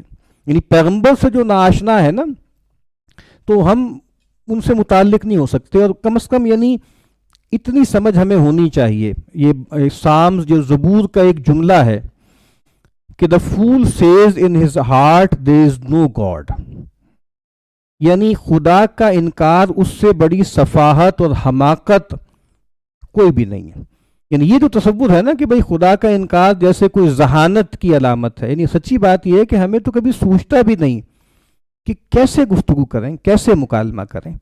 وہ جو کسی صاحب سے کوئی جو ہے الجھنے لگا نا، تو وہ نکلے عجیب مجذوبانہ انداز میں اور یہ آیت پڑھی کہ افی اللہ شک فاطر السماوات والارض، کیا اللہ کے بارے میں شک ہے؟ قرآن مجید کی آیت ہے نا، جس نے آسمانوں اور زمین کو پیدا کیا ہے. تو بہرحال یہ بات کہ یعنی وہ لوگ کہ جو اللہ کو نہیں مانتے، وہ لوگ کہ جو پیغمبر کی تقدیس کے قائل نہیں ہیں، وہ ہمارے نہیں ہیں، وہ ہمارے نہیں ہیں. ٹھیک ہے، وہ ان سے ہمیں کوئی اچھی بات مل جائے، کوئی حکمت کی بات مل جائے، کوئی دانائی کی بات مل جائے، وہ ایک الگ بات ہے. لیکن اتنا ان کے بارے میں فیسینیشن ہو جائے کہ آدمی ان کو پیر و مرشد بنا لے، یہ جیسے ہماری ایمانی غیرت کے بھی خلاف ہے.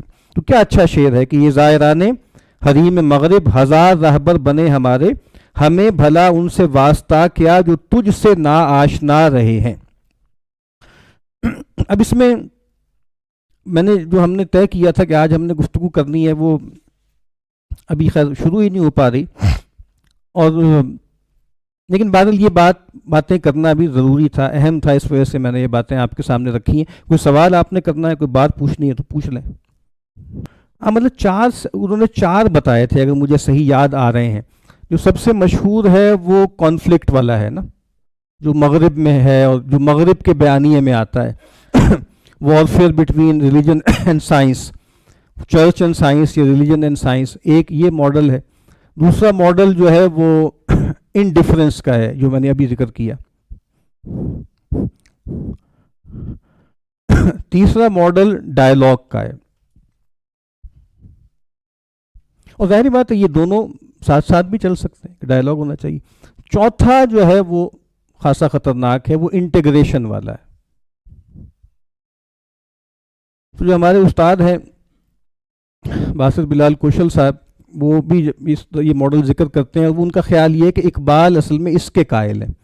اور چونکہ اگر آپ خطبات پڑھیں نا، تو خطبات کا مسئلہ یہ ہے اصل میں. وائٹ ہیڈ کا جملہ اقبال نے نقل بھی کیا ہے کہ 20ویں صدی میں اس وقت جو ہے دنیا کی 2 عظیم ترین حقیقتیں ہیں، ایک مذہب اور ایک سائنس، اور ان کے درمیان جو تال میل ہوگا اور ان کے درمیان ریکنسیلیشن اب گویا وقت کی ضرورت ہے، اسی سے بات آگے چلے گی. تو اور علامہ اقبال کا منہج لگتا ہے کہ یہی والا ہے، مطلب ڈائلاگ سے بھی آگے انٹیگریشن والا ہے. تو اور یہ پاپولر بھی یہی ہے، یعنی مسلمانوں میں یہی پاپولر ہے کہ ہم جیسے بالکل انٹیگریشن کر کے دکھائیں اور بتائیں کہ جناب ایک ہی چیز ہیں اور ایک چیز کو کہنے کے 2 بیانیے ہیں، اور جو چیزیں سائنس پروف کرتی جا رہی ہے وہ قرآن میں 1400 سال پہلے سے طے ہیں، وغیرہ وغیرہ وغیرہ. لیکن بہرحال ہمیں یہ بات سمجھ میں نہیں آتی.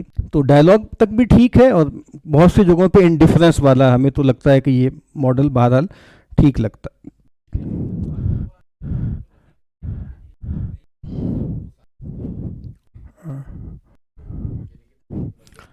ہاں مطلب یہ ہے کہ مطلب بہت سے لوگ اس کی کوشش کرتے ہیں، وہ اخلاص کے ساتھ کرتے ہیں، اور وہ سبب اس کا وہی ہے کہ چونکہ اب غالب بیانیہ سائنس کا ہے نا، تو جیسے ہر دور میں جو بھی لاجک کام کر رہی ہوتی ہے، ہمیں دین کے حقائق کو اس کے مطابق بیان کرنے کی کوشش کرنی چاہیے.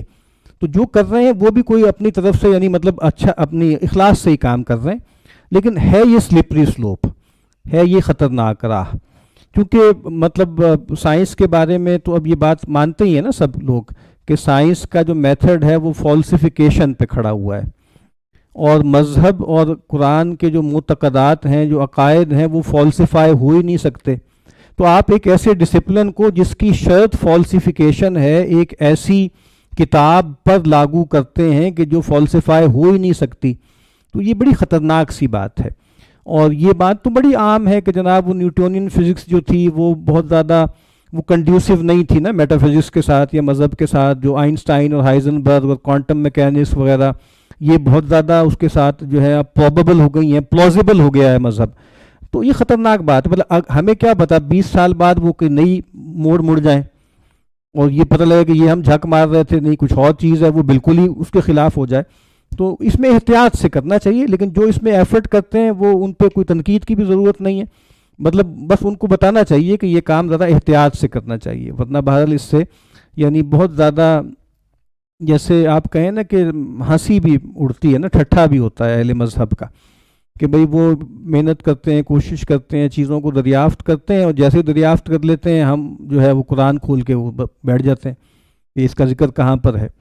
ڈاروین کی تھیوری نکالی گئی، اور اسی طریقے سے بگ بینگ تو ہے ہی قرآن مجید میں، وہ تو آیت ہے پوری. یعنی وہ مطلب لوگ یہ سمجھتے ہیں کہ کوئی آدمی کہہ رہے ہیں بگ بینگ بہرحال ایک خیال ہی ہے، تصور ہی ہے، تو وہ کہیں گے اچھا اس کا تو قرآن میں ذکر نہیں ہے. یعنی جو ایک آیت ہے نا جس کو کہا جاتا ہے اس میں سے بگ بینگ نکلتا ہے. تو یہ خطرناک بات ہے نا، کیونکہ بگ بینگ ایک تھیوری ہے. اور جیسے کارل پاپر نے ایوولوشن کے بارے میں کہا تھا، ڈاروینین ایوولوشن کے بارے میں، کہ ایک کوزائے میٹافزیکل پروجیکٹ ہے. تو بگ بینگ بھی ایک کوزائے میٹافزیکل پروجیکٹ ہے. یعنی سائنٹیفک میتھڈ کا ایک ہم نے بچپن سے پڑھا تھا نا ریپیٹیبلٹی. تو بھائی کیا ایوولوشن کے پروسیس کو ریپیٹ کیا جا سکتا ہے یا بگ بینگ کر کے دکھایا جا سکتا ہے؟ وہ تو ون ٹائم ایونٹ ہے نا، اور وہ اسپیکولیٹ کر رہے ہیں آپ. تو یعنی بگ بینگ کی بنیاد پر بہت سے لوگ خدا کا اس بات کر رہے ہیں، بہت سے لوگ خدا کا انکار کر رہے ہیں.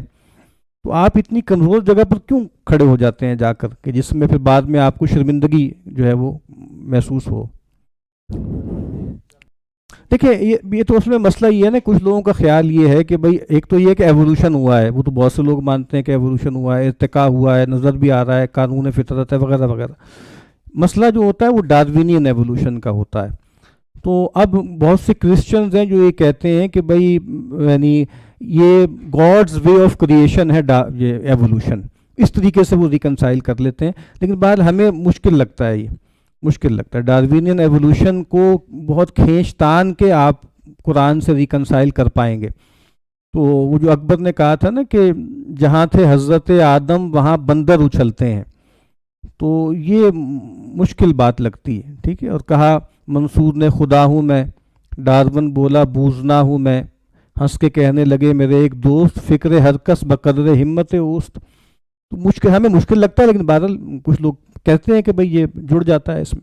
اور پھر ایک ایڈمک ایکسیپشنلزم، ایک شعیب احمد ملک صاحب ہیں آج کل مشہور ہو رہے ہیں، باہر سے پی ایچ ڈی کی ہے، پڑھاتے بھی ہیں، کہ ایڈمک ایکسیپشنلزم کہ بھئی باقی تو چیزیں ٹھیک ہیں، لیکن بہرحال ایک جس طرح ڈاکٹر صاحب کا بھی خیال تھا نا کہ ان انسانوں میں سے ایک جو ہے حیوان آدم کو لیا گیا اور پھر اس میں کیا گیا. تو اس طرح کی تھیریز بہت سے لوگ پیش کرتے ہیں. تو بہرحال ٹھیک ہے، یہ کوششیں ہیں جو لوگ کر رہے ہیں. جناب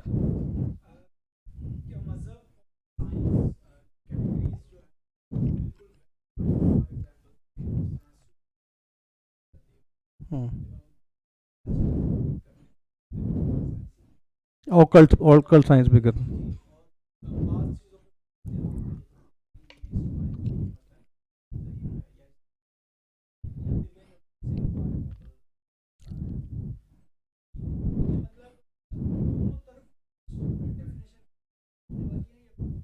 ہاں نہیں، یہ اچھا آپ نے سوال کیا ہے کہ بھئی وہ اس میں دونوں طرف مسئلے ہو جاتے ہیں. بعض اوقات کہا جاتا ہے کہ جو سائنس کے بارے میں آپ کہہ رہے ہیں یہ سائنس اتنی زیادہ قطعی نہیں ہے، اور آپ جس نص سے اس کو ٹکرا رہے ہیں وہ اگر تو مثال کے طور پہ حدیث میں ہے تو آپ کہہ دیں گے کہ وہ قطعی دلالت جو ہے قطعی ثبوت نہیں ہے.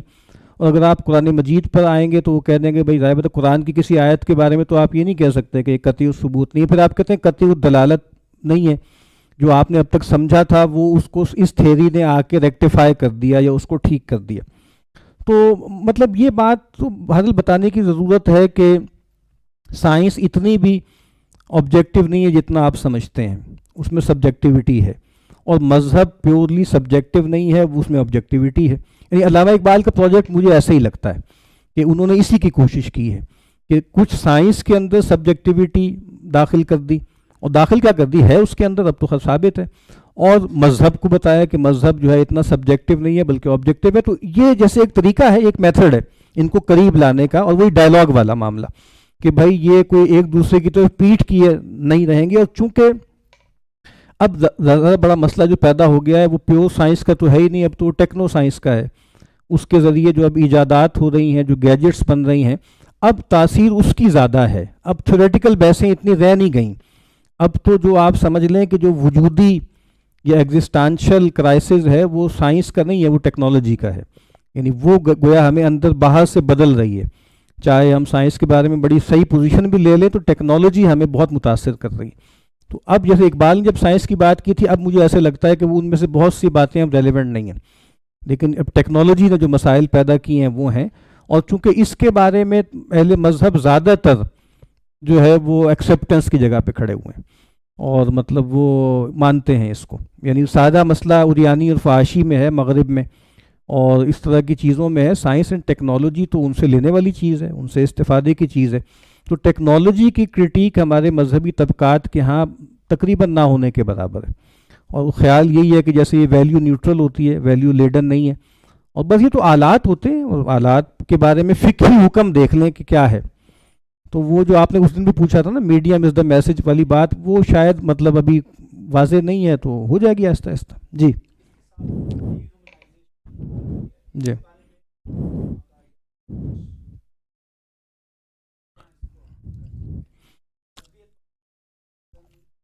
ہاں، نہیں ہونا تو چاہیے، بہت ہونا چاہیے، کہ مطلب وہ شاید اتنا ابھی نہیں ہے، ہو سکتا ہے آہستہ آہستہ جب اس کے مظاہر سامنے آئیں تو واضح ہو جائے. اور یہ اصل میں وہ جگہیں ہوتی ہیں نا کہ جہاں پہ ہمیں مغرب کے مفکرین کی کمک درکار ہوتی ہے.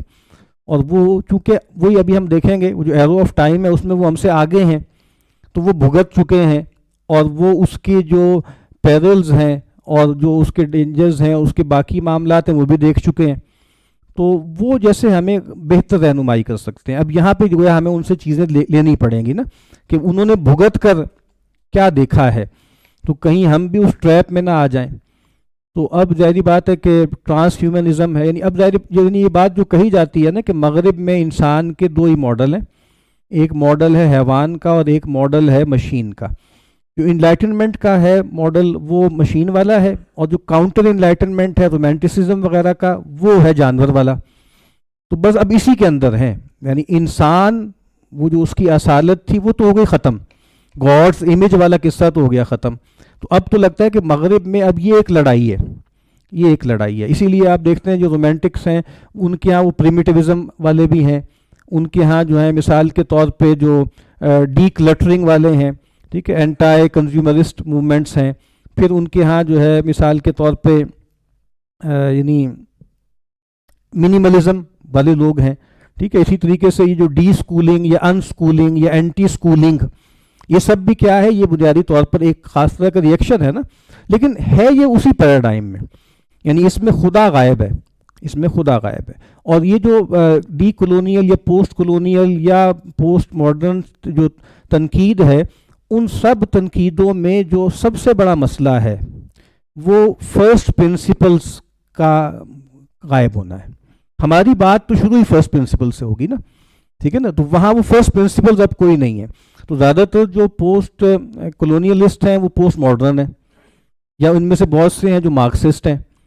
تو ہمارے کام کی یہ دونوں ہی نہیں ہے نا. یہ ہمیں ایک خاص جگہ تک لے جائیں گے، ہمیں کچھ بتا دیں گے کہ دیکھو یہاں یہ مسئلے ہیں، لیکن اس کے بعد ان کے پاس کوئی حل نہیں ہے، کوئی اس کا تریاق نہیں ہے. وہ ہمارے ہی پاس ہے، وہ ہماری روایت میں ہے. اور یہ جیسے کوئی مطلب یعنی یہ ایک طرح سے کبھی آپ غور کریں نا، تو جتنا آپ یہ دیکھیں گے مغرب میں کیا ہو رہا ہے، مغرب کیا کر رہا ہے، اور مغرب والے مغرب پہ کیا تنقید کر رہے ہیں، تو جیسے رحم بھی بہت آتا ہے، رحم بہت آتا ہے. اور کبھی کبھی فخر محسوس ہوتا ہے کہ ہم کتنی مضبوط جگہ پہ کھڑے ہوئے ہیں. اور مطلب ہمیں یہ خرخشے نہیں ہیں، بہت سے نہیں ہونے چاہیے اصولی طور پہ نا، کیونکہ ہم ایک روایت میں کھڑے ہوئے ہیں نا، اور ہم تو جیسے وحی کے امین ہیں، اور یہ لوگ بیچارے ان پہ ظلم ہوا ہے. اور جیسے گاندھی وغیرہ بھی یہ کہا کرتا تھا نا کہ یہ جو کلونیلزم ہے اس میں یہ دیکھنا چاہیے نا کہ اصل میں ہمیں جتنا کچھ نقصان پہنچایا ہے اس نے تو پہنچایا ہے، اس نے انگلینڈ کو کتنا نقصان پہنچایا، یعنی کولونائزیشن نے ان کو کیسے برباد کیا ہے. مطلب ظاہر بات ہے ان کے اخلاق، ان کی چیزیں اور ان کے سارے معاملات. تو ہمیں ایک نقصان ہمیں پہنچا ہے تو خود مغرب والوں پر ظلم ہوا ہے نا، ان کے ساتھ زیادتی ہوئی ہے، ان کو محجوب کیا گیا ہے. اسی وجہ سے جیسے ایک ہمدردی کی نگاہ بھی ہونی چاہیے، اور جیسے ایک ذمہ داری بھی محسوس ہونی چاہیے کہ بھئی ہمارے پاس وہ پیغام ہے نا، ہمارے پاس وہ چیز ہے جو واقعتاً تریاک ہے. لیکن پرابلم وہاں پر آتی ہے جب ہم ان کی چیزوں کو اسلامائز کرنے لگتے ہیں. پھر رہ کیا گیا؟ یعنی یہ جو کچھ وہ کر رہے ہیں وہی اسلام ہے. تو پھر تو آپ فارغ ہو گئے نا. تو آپ کو تو بتانا یہ تھا کہ بھئی نہیں یہ بالکل اسلام نہیں ہے، یہ وہ آزادی نہیں ہے، یہ وہ جو ہے رواداری نہیں ہے، یہ وہ مساوات نہیں ہے، یہ وہ ترقی نہیں ہے جو ہماری روایت مانتی ہے. یہاں تو مسئلہ ہو رہا ہے کہ ڈھونڈ کے اپنی روایت میں اس کے پریسیڈنس لوگ تلاش کر رہے ہیں تاکہ وہ اپنے آپ کو تھوڑا کریں گے، دیکھیں جی یہ چیز تو ہمارے یہاں تھی سب سے پہلے اور ہمارے یہاں سے آئی تھی وغیرہ وغیرہ. جی اور کوئی سوال؟ جی جناب.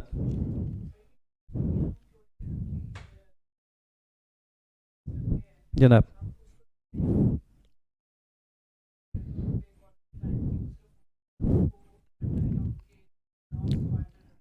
ہوں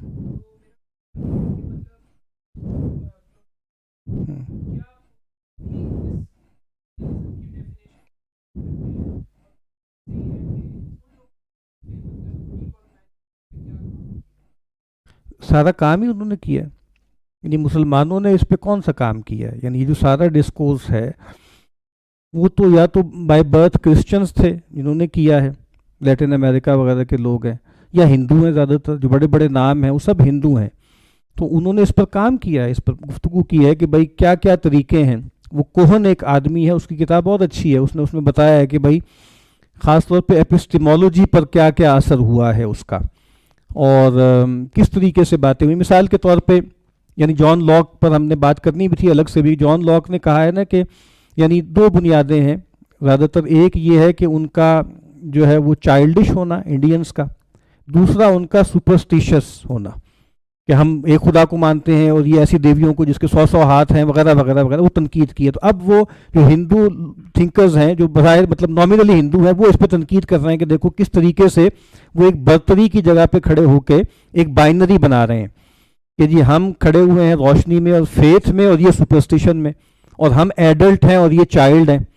تو زیادہ تر تو کام کیا ہی ان لوگوں نے ہے، اور وہ مسلمانوں کے ریفرنس سے نہیں کیا، زیادہ تو اپنے ریفرنس سے کیا ہے کہ ہندوؤں کے ساتھ کیا کیا کچھ ہوا اور کیا کیا معاملات ہوئے. تو انہوں نے تو اس پہ کام کیا ہے اور کافی کام کیا. جناب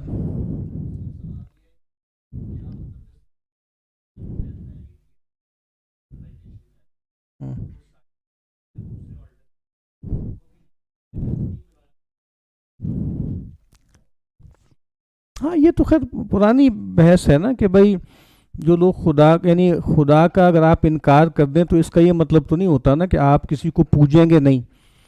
پھر آپ ہر چیز کو پوچھ سکتے ہیں اور کسی بھی چیز کو پوچھ سکتے ہیں. تو وہ تو انسان ہم سمجھتے ہیں نا کہ خلقی طور پر انسان کو ایسا بنایا گیا ہے. تو اسی لیے مطلب مارکس کو لوگوں نے کہا نا کہ ایک فالس پروفٹ، کیونکہ پروفیسیز کی تھی نا اس نے کہ ایسے ایسے ایسے ہوگا. اور اس کو بہت سے لوگوں نے کوزائے ریلیجنس کہا ہے، لبرلزم یا فلاں فلاں چیزیں. تو جیسے پال ٹلک کہتا تھا نا کہ مذہب بنیادی طور پر کیا ہے جس کو آپ الٹیمیٹ کنسرن جس کو آپ بنا لیں. تو پھر اس بڑی ڈیفینیشن میں تو لبرلزم بھی اور جناب مارکسزم بھی اور ایگزسٹانشلزم بھی اور فلاں ڈھیماں سب مذاہب میں اس کو ڈال دیتے ہیں. تو وہ ظاہری بات ہے کہ اب مذہب کی طرح ہے نا، یعنی اسٹیٹ ایز ریلیجن، اس پر کتابیں لکھی گئی ہیں. اکنامکس ایز ریلیجن، اس پہ کتابیں لکھی گئی ہیں کہ بالکل. اور خیر مارکسزم تو بالکل چرچ لائک ہے نا، اور مطلب اس کے اندر وہ آپ سمجھ لیں کہ ساری چیزیں موجود ہیں. ایک یعنی اس کے اندر آپ سمجھ لیں کہ ایک پرابلم ہوتا ہے، پھر اس کا ایک ڈائگنوسس ہوتا ہے، پھر اس کا ایک سلوشن ہوتا ہے. وہ ہر چیز میں آپ کو ملے گا. پیٹر کریفٹ کا ایک آرٹیکل ہے، اس میں اس نے یہ بتایا ہے کہ کس طریقے سے مارکسزم میں یہ ہے، کس طریقے سے بدھزم میں یہ ہے، کرسچینٹی میں یہ ہے. وہ کچھ پروسیسز ہیں.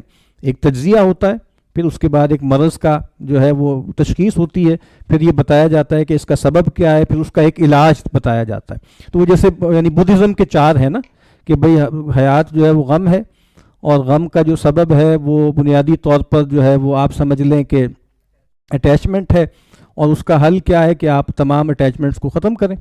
تو اس طریقے سے ہر جو مارکسزم ہے یا کیپٹلزم ہے ان سب میں بھی یہ لاجک آپ کو نظر آ جائے گی کہ حالات کا ایک تجزیہ، اس کے بارے میں اس کی تشخیص، اس کے بارے میں بیماری کا تعین، پھر اس کا علاج، اور وہ اس کا ایک حل جو ہے وہ پیش کیا جاتا ہے کہ جی. کیونکہ دیکھیں یہ تو کوئی بھی آدمی جب دنیا کو دیکھتا ہے نا تو اس کو لگتا ہے کہ some thing is wrong some where, کوئی مسئلہ تو ہے، کیونکہ یہ انسان کا وجودی مسئلہ ہے نا کہ انسان کا جو آئیڈیل ہے اس کے ساتھ کوئی ایکچول میٹ نہیں کرتا، وہ ہو ہی نہیں سکتا. کیونکہ ہم مذہبی طور پہ یہ سمجھتے ہیں کہ اصل میں تو انسان کو یہاں کے لیے پیدا ہی نہیں کیا گیا، انسان ای جہانی نہیں ہے، انسان آ جہانی ہے. ٹھیک ہے، تو اور وہ یہاں پہ وہ سب ملے گا نہیں اس کو. اسی لیے آپ دیکھتے ہیں کہ وہ ساری بات یوٹوپیاز جو پیدا ہوئے ہیں وہ کرسچینٹی کو چھوڑنے کے بعد پیدا ہوئے ہیں نا، کہ وہ جو فردوس گمگشتہ تھی وہ زمین پہ بنانی تھی. ٹھیک ہے، اور اسی کا اثر پھر ہماری انقلابی فکر پہ بھی پڑا، مسلم انقلابی فکر پر بھی اس کا اثر پڑا کہ انہوں نے بھی جو ہے وہ بہت یوٹوپیائی تصورات قائم کیے اور زمین پر جو ہے وہ ایک فردوس گمگشتہ بنانے کی کوشش کی. اور خیال یہ ہوا کہ بس سارا مسئلہ سسٹم کی وجہ سے ہوتا ہے، سسٹم ٹھیک ہو جائے گا تو سب ٹھیک ہو جائے گا. حالانکہ ایسی بات تو نہیں ہے. یعنی ایول جو ہے ہم تو مانتے ہیں کہ وہ تو اس کا بیج انسان کے نفس میں ہے. یعنی خلافت راشدہ میں بھی برے لوگ ختم تو نہیں ہوئے تھے، یا اعلیٰ سے اعلیٰ آپ ماحول پیدا کر دیں تب بھی انسان کی ایجنسی تو ایکٹیو رہتی ہے نا، انسان کی جو فری ول ہے وہ ایکٹیو رہتی ہے، اور وہ کرتے ہیں. پیغمبر کے زمانے میں بھی ایسا ہوتا تھا. تو یہ تصورات وہاں سے آئے ہیں کہ ہم ایسا کوئی بنا لیں گے کہ جس میں سطحی خیرہ ہوگی اور کوئی خرابی نہیں ہوگی. اچھا، یہ جو بات ہو رہی تھی نا انڈیجنٹی کی،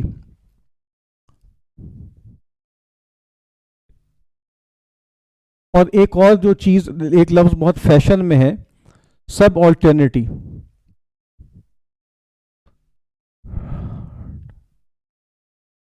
تو سب آلٹرنیٹیز ہیں بہت سی. تو وہ مطلب ایک صاحب بتا رہے تھے مجھے کہ دیکھیں اگر ہم یہ والا ڈسکورس بہت زیادہ بیان کریں گے نا تو اس میں تو مطلب مذہب وغیرہ کی گنجائش نہیں رہتی. یہ سبالٹن سٹڈیز سارا جو ڈسکورس ہے نا وہ مذہب کے انکار پہ کھڑا ہوا ہے. یعنی آپ مثال کے طور پہ یعنی کون سا آدمی ہے جو زیادہ آپ سمجھیں کہ پاپولر ہوگا یا زیادہ اس کی طرف اٹریکشن ہوگی. مثال کے طور پہ وہ بلیک ہے،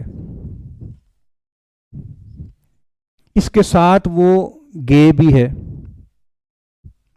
اچھا، اس کے بعد وہ عورت بھی ہے. اب یہ بات بھی آپ کو عجیب سی لگے گی، ہے تو مذاقیہ لیکن ہے ایسی ہی. پھر اس کے ساتھ وہ مسلم بھی ہے، اور اس کے بعد اللہ معاف کرے وہ امام بھی ہے. مذاق نہیں کر رہا میں آپ سے، یہ سب آلٹرنیٹیز ہیں نا. تو اب جو جتنے زیادہ آپ کے اوپر جو ہے پر لگتے جائیں گے اتنا آپ کا مرتبہ بلند ہوتا جائے گا. اور اس میں ظاہر بات آپ کو لگے گا کہ یہ کیسے ہو سکتا ہے کہ وہ گے بھی اور وومن بھی ہو، لیکن اب سب ہو سکتا ہے. وہ جو بائبل کی ایک کوٹیشن ہے نا کہ with God all things are possible, تو جدید تہذیب میں بھی آل تھنگز آر پاسبل، کہ یہ دونوں چیزیں وہ جمع کر سکتے ہیں. وہ جو ارسٹوٹل کے 3 رول تھے نا، لا آف آئیڈینٹی اور لا آف نان کنٹراڈکشن اور لا آف ایکسکلوڈیڈ مڈل، تو پوسٹ ماڈرنٹی نے اس کو بھی توڑ دیا، کہا کہ کچھ بھی نہیں ہے. تو اس میں پھر یہ مسئلے ہو جاتے ہیں کہ جب یعنی اس میں جتنی زیادہ آپ، اور پھر ایک اور جو لفظ بہت پاپولر ہے آج کل، انٹرسیکشنلٹی.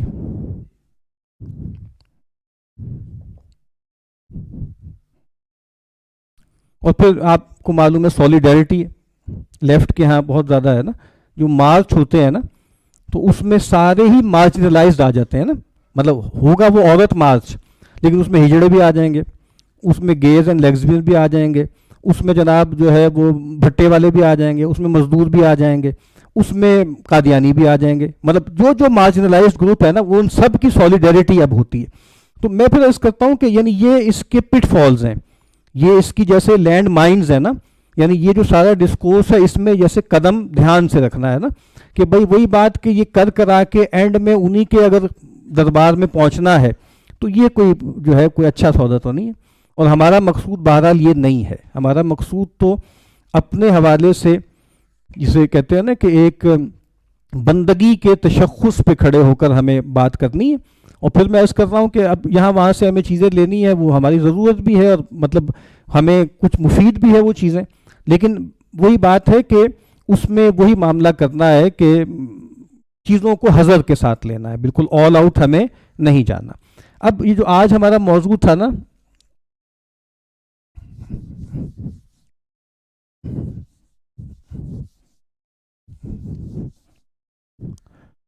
تو دو تین چیزیں ہیں، مطلب میں ایک ہینڈ آؤٹ ہے وہ آپ کو ابھی دے دیتے ہیں، اس میں ہم نے جو ہے کچھ ترجمہ کیا کچھ اقتباسات کا، ٹھیک ہے، اس میں مارکس کا ایک اقتباس ہے بڑا، پھر اس میں کانٹ کے کچھ اقتباسات ہیں، کچھ ہیگل کے ہیں، ٹھیک ہے، اس کے بعد پھر اور بھی کچھ لوگ ہیں، تو وہ آپ کو ابھی دے دیتے ہیں، یہ آپ ساتھ لے لیجئے، لیکن اس میں دو تین چیزیں کامن ہیں، اگلی مرتبہ ہم اس بات کو اور آگے بڑھائیں گے۔ ایک آئیڈیا جو ہے وہ پروگرس کا ہے ان سب کے اندر، اور دوسرا آئیڈیا جو ہے freedom, freedom oblique autonomy, oblique یہ بہت اہم لفظ ہے جو ہیگل وغیرہ کے ہاں بھی ہمیں ملتا ہے اور جگہوں پہ ملتا ہے، سیلف ڈٹرمینیشن، سیلف ڈٹرمینیشن۔ تو ایک آئیڈیا جو ہے وہ ان سب لوگوں کے ہاں جو کولونائزیشن کے لیے جو توجیہات بیان کی ہیں نا انہوں نے، اس میں ایک تو یہ مثال کے طور پہ ایک تصور ہے یونیورسل ہسٹری کا،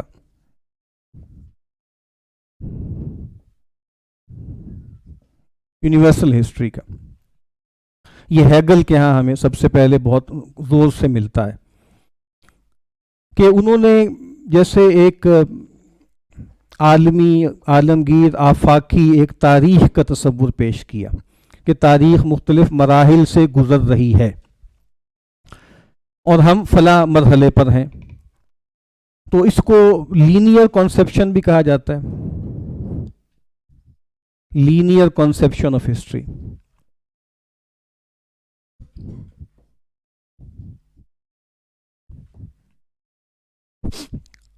لیکن اب اس میں ایک تضاد پیدا ہو گیا نا، انہوں نے جب یورپ والوں نے اپنے آپ کو دیکھا اور اپنے آپ کو ایک ہائی پیڈسٹل پر قائم کیا، اور اگرچہ اس میں ایک بڑا تضاد ہے، وہ میں سوچتا ہوں کبھی کبھی کہ اس تضاد کو وہ کیسے حل کرتے ہیں، کہ مثال کے طور پہ اگر لینئر ویو کو مانے تو اس میں ایک بڑا رپچر آ گیا ہے نا، اس کے اندر ایک بڑا رپچر یا انوملی آ گئی، اور وہ انوملی کیا ہے؟ وہ انوملی کرسچن ایرا ہے، وہ مڈل ایجز ہیں، وہ میڈیول ایج ہے، وہ کیا ڈارک ایجز ہیں، پتہ نہیں اس کو کیسے حل کرتے ہیں وہ۔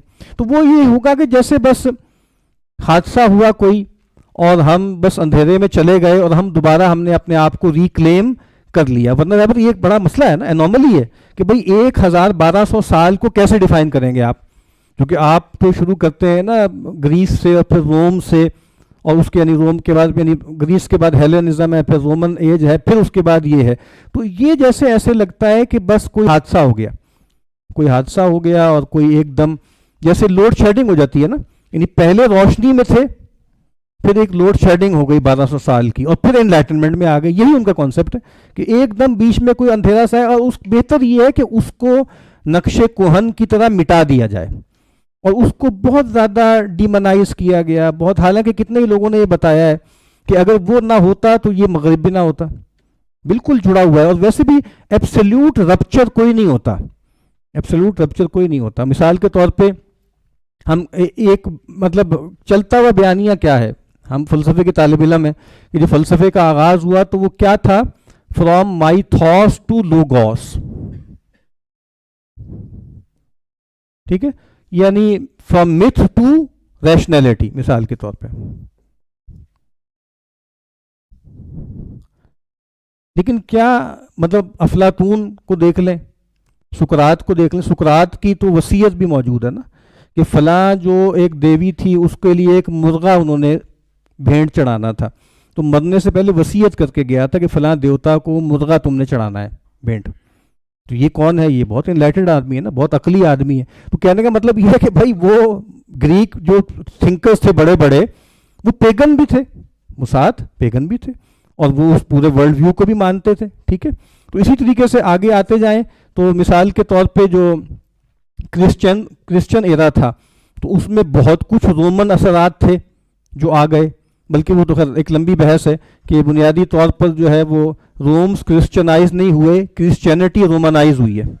ٹھیک ہے, تو کرسچینٹی رومنائز کی گئی, آپ نے اس کو اس کے مطابق جو ہے وہ ڈھال لیا. اچھا, تو میں کیا کہہ رہا تھا, ہاں میں یہ کہہ رہا تھا کہ ایک تو یہ تصور ہے, اور یعنی ایسا رپچر نہیں ہوتا, لیکن بہرحال انہوں نے اس درمیان کے حصے کو کسی نہ کسی طریقے سے جو ہے اپنے تئیں ڈیفائن کرنے کی کوشش کی ہے. تو ایک تو یہ والا جو تصور ہے نا, اس پہ جیسے ہمیں غور کرنے کی ضرورت ہے. اور جیسے یہ ہیگل وغیرہ کے ہاں یہ چیز بھی ہمیں ملتی ہے کہ ہم لوگ جو ہیں وہ ریزن والے ہیں, اور جو دوسری اقوام ہے بنیادی طور پر یہ گویا نیچر کے حوالے سے ریزن کہہ لیں یا کلچر کہہ لیں, یعنی یہ جو لوگ ہیں نا یہ پیپل آف نیچر ہیں. ٹھیک ہے, وہ نوبل سیویج ہیں اور نیچر بس وہ فطری سے ہیں لوگ, یہ پالش نہیں ہے, یہ کلچرڈ نہیں ہے. ٹھیک ہے, جبکہ ہم لوگ جو ہیں وہ آگے ہیں. یا پھر اس حوالے سے یہ بھی کہا جاتا ہے, ہیگل کے ہاں بھی یہ تصورات پائے جاتے ہیں کہ یہ لوگ جو ہیں بنیادی طور پر ان کا جو معاملہ ہے وہ مکانی ہے, زمانی نہیں ہے. ٹھیک ہے, یعنی اسپیشیل ہے, یہ ٹیمپورل نہیں ہے. ہم وقت کا ایک تصور رکھتے ہیں, زمان کا ایک خاص تصور رکھتے ہیں. اور اس پر جیسے جی کے چیسٹرٹن کا ایک جملہ مجھے بہت پسند ہے, وہ میں اکثر کوٹ کرتا ہوں. وہ کہتا ہے کہ the modern world is full of the old Christian virtues gone mad. The modern world is full of the old Christian virtues gone mad. The virtues have gone mad because they have been isolated from each other and are wandering alone. یعنی یہی تو مسئلہ ہوا ہے نا کہ بس وہ الگ الگ ہو گئی ہیں, وہ جو اینکرنگ تھی وہ اس میں سے ختم ہو گئی ہے. تو اسی لیے کہا جاتا ہے نا کہ وہ جو ایک آپ سمجھ لیں کہ ریڈیمپشن تھا نا, ریڈیمپشن کا تصور تھا عیسائیت میں, یا جس کو کہا جاتا ہے مسیینک کانسیپٹ آف ہسٹری. کرسچینٹی کا تصور جو ہے وہ کیا ہے, مسیینک کانسیپٹ آف ہسٹری ہے کہ تاریخ ایک بڑے آدمی, ایک مرد کامل کے لیے سفر میں ہے, اور جب وہ بڑا آدمی آ جائے گا تو اینڈ آف دا ورلڈ ہو جائے گا, یعنی سیدنا مسیح آ جائیں گے نا. تو یہی کہتے ہیں نا کہ لوگوں نے یعنی اسی کرسچن ورچو کو گویا جدید شکل دے دی. اور وہ اگلی مرتبہ بھی ہم دیکھیں گے اینڈ آف ہسٹری کا تصور, وہ جو کوجوو ہے نا ایک جو جس نے ہیگل کو انٹرپریٹ کیا ہے, اینڈ آف ہسٹری نامی جو کتاب ہے فرانسس فوکویاما کی, اس میں کوجوو کو اس نے کوٹ کیا ہے کہ اس نے کہا تھا کہ ہیگل کے نزدیک دو بڑے مسئلے ہیں انسانیت کے, اور ایک اس میں ہے مثال کے طور پہ انسان کی جو ضرورتیں ہیں وہ پوری ہو جائیں, اور دوسرا انسان کا بڑا مسئلہ ہے ریکگنیشن. اس پر بہت زور دیا اس نے, ریکگنیشن. اگر ہم اپنے انداز سے بات کریں تو ایک حب مال ہوتا ہے اور ایک حب جاہ ہوتی ہے, یہ انسانوں کے دو خواب ہیں. تو اب مثال کے طور پہ فوکویاما نے یہی کہا نا کہ ماڈرن کیپٹلزم نے جیسے وہ ڈیزائر کو فلفل کر دیا, اور کریڈٹ کارڈ کے ذریعے ایک مزدور کو بھی عیاشی فراہم کر دی. لوگ کہتے ہیں نا جب وہاں جاتے ہیں تو جو مائی آتی ہے گھر میں صفائی کرنے کے لیے وہ گاڑی پہ آتی ہے, جو مزدور آتا ہے سڑک پہ لک ڈالنے کے لیے وہ بھی بڑی خوبصورت گاڑی میں آتا ہے. تو وہ کیا ہے کہ بھائی وہ ایک عام, وہ جو جس کو آپ سمجھ لیں نا کہ لمپنٹ جو کہا گیا تھا نا, اس نے جو پرولیٹیریٹ کہا تھا مارکس نے, وہ بن گیا نا. تو مارکس جس کو سمجھ نہیں سکا کہ دیکھیں لذتیں کتنی فراہم کر دی انہوں نے ایک لیبر کلاس کو. اور دوسرا ڈیموکریسی کے نام پہ ریکگنیشن مل گئی, یعنی کیپٹلزم کے ذریعے وہ جو مال اور کی لذت تھی وہ پوری کر دی, اور سو کال ڈیموکریسی کے ذریعے ریکگنیشن کہ دیکھیں جی میرا بھی حصہ ہے, ہم بھی ایک پرچی ڈالتے ہیں, ہماری پرچی سے ہمارے حکمران جو ہے وہ منتخب ہوتے ہیں. تو کیسا اچھا دھوکہ دیا ہوا ہے نا. تو وہ یہ کہتا ہے کہ جیسے یہ اینڈ آف ہسٹری اس طریقے سے ہوگا, اور تاریخ جیسے ایک سفر میں ہے. تو اس میں ہم اگلی مرتبہ انشاءاللہ کچھ اور باتیں بھی کریں گے. اب آخر میں 4-5 منٹ رہ گئے, کوئی اور سوال آپ نے کرنا ہے تو کر لیں. باقی یہ اس کو پڑھ لیجئے گا, اور مطلب اس میں کچھ چیزیں ہیں جو میں اگلی مرتبہ انشاءاللہ وضاحت کروں گا. ایک بس میں نے عرض کیا ہے نا کہ ایک فریڈم کا ہے, اٹونومی کا آئیڈیا ہے, اور سیلف ڈٹرمنیشن والا ہے کہ بھائی یہ لوگ آزاد نہیں ہیں. یعنی یہ جو نیگرو ہیں یا انڈینز ہیں وہ ریڈ انڈینز بھی اور یہ والے انڈینز بھی یہ آزاد کیوں نہیں ہے؟ چونکہ یہ اپنی سیلف کو خود سے ڈٹرمن نہیں کر رہے. اصل میں غلام وہ ہوتا ہے جو کسی اور کی بات مانتا ہے، اپنی ذات کے بارے میں کسی اور کے بیانیے کو اون کرتا ہے. تو وہ جو کانٹ کا جو وٹ از انلائٹنمنٹ کا پہلا پیراگراف ہے نا، اس کی چھاپ آپ کو ہر جگہ ملے گی کہ اصل میں روشن خیالی کا مطلب یہ ہے کہ آدمی ٹیوٹلیج سے نکل آئے، شاگردی سے نکل آئے، ذہنی غلامی سے نکل آئے، تقلید سے نکل آئے، نابالغیت سے نکل آئے اور خود سے اپنے بارے میں طے کرے. کیونکہ اب یہ سیلف ڈٹرمنیشن والی جو بات ہے یہ بھی چونکہ لفظ ایسا ہے کہ ہم اس پہ غور نہیں کرتے. یعنی ہمارے یہاں تو سمجھا جاتا ہے کہ سیلف ڈٹرمنیشن یعنی کشمیریوں کو حق کے خود ارادیت دیا جائے. ہم اس کو پولیٹیکل معنوں میں لیتے ہیں کہ بھئی ان کو یہ حق دیا جائے کہ وہ بھارت کے ساتھ رہنا چاہتے ہیں یا پاکستان یا آزاد. لیکن سیلف ڈٹرمنیشن کا اوریجنل مطلب یہ نہیں تھا. یعنی میں اپنے آپ اپنے بارے میں خود ہی ڈٹرمن کروں گا، یعنی صحیح اور غلط بھی، خیر و شر بھی، حسن و قبح بھی، اس کو میں طے کروں گا. ٹھیک ہے. اور اب آپ دیکھتے ہیں نا کہ اب اس کی سیلف ڈٹرمنیشن کی انتہا کیا ہے؟ وہ ٹرانسجنڈرزم ہے. ٹرانسجنڈرزم اس سیلف ڈٹرمنیشن کی پیک ہے کہ میں بتاؤں گا، میرے جسم کو آپ نہیں دیکھیں، میں بتاؤں گا کہ میں مرد ہوں یا عورت ہوں. ٹھیک ہے. تو اس حد تک چلے گئے نا. یہ بھی نہیں ہے میں انسان ہوں کہ کتا ہوں، میں انسان ہوں کہ لیپ ٹاپ ہوں. کتنے ہی لوگ ہیں وہاں، ابھی آپ نے دیکھا ہوگا ایک باقاعدہ واک ہوئی ہے کتوں کی، کہ جو انسان ہے انہوں نے کہا کہ ہمیں کتے کے طور پہ آئیڈینٹیفائی کیا جائے. وہ جو ہوتا ہے نا اشتہار آتا ہے کہ آج سے میں نے اپنا نام محمد سلیم سے بدل کے جو ہے محمد کلیم رکھ دیا آج کے بعد مجھے اس نام سے پکارا اور لکھا جائے. تو وہ حضرت یہ فرما رہے ہیں کہ میں آج سے کتا ہوں، مجھے کتے کے طور پہ ڈیل کیا جائے، مجھے کتا پکارا جائے اور مجھے کتوں کے سارے حقوق دیے جائیں. اصل مسئلہ تو حقوق کا ہے نا. تو اور اب یہ ہے ظاہری بات ہے صرف جانوروں کا معاملہ نہیں ہے، اب بالکل ان اینیمیٹ چیزیں، مطلب لیپ ٹاپ بھی، کمپیوٹر بھی، کوئی اسٹف ٹوائے، کوئی آدمی کہ جی میں یہ اسٹف ٹوائے ہوں، تو یہ وہ کہتے ہیں کہ یہ کہا جائے اور ٹھیک ہے اس کی بات آپ کو ماننی ہے. تو یہ سیلف ڈٹرمنیشن چونکہ یہ جو ریڈ انڈینز ہیں اور باقی سب لوگ ہیں یہ چونکہ اس جگہ پہ نہیں کھڑے ہوئے، یہ دیوتاؤں کو مانتے ہیں یا یہ خدا کو مانتے ہیں یا پیغمبرانہ روایت کو مانتے ہیں، اس وجہ سے یہ آزاد نہیں ہے اور ان کو جیسے آزادی کا حق بھی نہیں ہے. تو اگر آپ کے لیے ممکن ہو یاد رہے تو یہ ہینڈ آؤٹ لے آئیے گا نیکسٹ ٹائم بھی، جو ابھی آپ کو دیا گیا ہے جس میں کچھ اقوال نقل ہوئے ہیں. تو اگلی مرتبہ انشاءاللہ ہم اس میں سے بھی کچھ اقتباسات جو ہیں وہ پڑھیں گے. اور کوئی سوال کرنا ہے تو کر لیں جناب.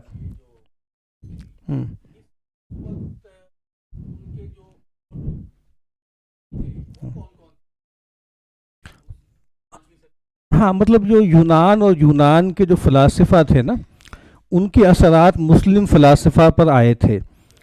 تو وہ جیسے متاثر ہوئے تھے ابن سینا، فارابی، ٹھیک ہے، یہ لوگ جو ہے وہ کندی وغیرہ متاثر ہوئے. تو امام نے ان کا رد کیا، اس پر پوری کتاب لکھی تحافت الفلاسفہ کے نام سے. اور وہ بھی کیوں لکھی؟ یعنی اگر وہ بات وہیں تک رہ جاتی تو اتنا مسئلہ نہ ہوتا. وہ چونکہ اس کی اثر پذیری مسلمانوں میں ہونے لگ گئی تھی، ان کے اہل فکر میں اور اہل جو ہے دانش میں ہونے لگ گئی تھی، اس وجہ سے امام نے اس کو موضوع بنایا اور بتایا کہ بھئی یہ 20 نکات ہیں اور 20 میں سے 3 ایسے ہیں کہ جس کی بنیاد پر تکفیر کی جائے گی جو فلسفی یہ مانے، اور 17 کی بنیاد پہ تضلیل کی جائے گی، ان کو گمراہ قرار دیا جائے گا. وہ 3 کون سے ہیں جن کی بنیاد پہ جو ہے تکفیر ہوگی؟ ایک تو یہ ہے کہ کائنات یا مادہ قدیم ہے خدا کی طرح. دوسرا یہ ہے کہ آخرت میں جو ہے وہ حشر اجساد نہیں ہوگا، حشر ارواح ہوگا، یعنی جسموں کا باڈیلی ریزریکشن نہیں ہوگا. اور تیسرا یہ ہے کہ خدا جو ہے وہ کلیات کا علم رکھتا ہے، جزیات کا علم نہیں رکھتا. خدا کا علم بس کلیات کا ہے. تو امام نے کہا تھا کہ یہ اگر مسلمان فلسفیوں میں سے بھی کوئی مسلمان ان 3 چیزوں میں سے کسی ایک کو مانتے ہیں تو ان کی تکفیر کی جائے گی، اور باقی ان کے بہت سے نظریات ہیں جس کی بنیاد پہ ان کو گمراہ قرار دیا جائے گا. ٹھیک ہے جی، اچھی بات ہے جی. اگلی مرتبہ تشریف لائیے گا، کوشش کیا کریں وقت پہ آ جائیں تو ہم اس موضوع کو آگے. ہاں جناب.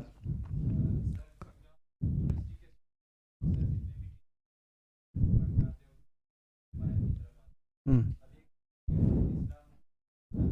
ہوں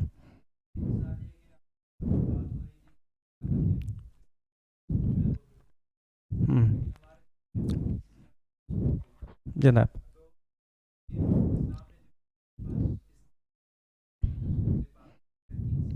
ہوں.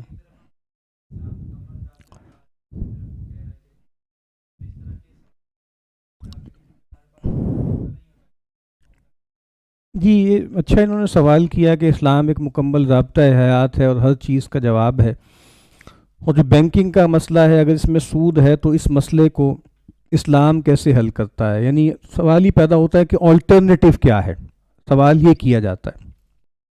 پہلی بات تو یہ ہے کہ جو بھی مظاہر ہوں گے اس کے بارے میں ایک دینی ججمنٹ قائم کی جائے گی کہ شرعی اعتبار سے یہ جائز ہے یا ناجائز ہے.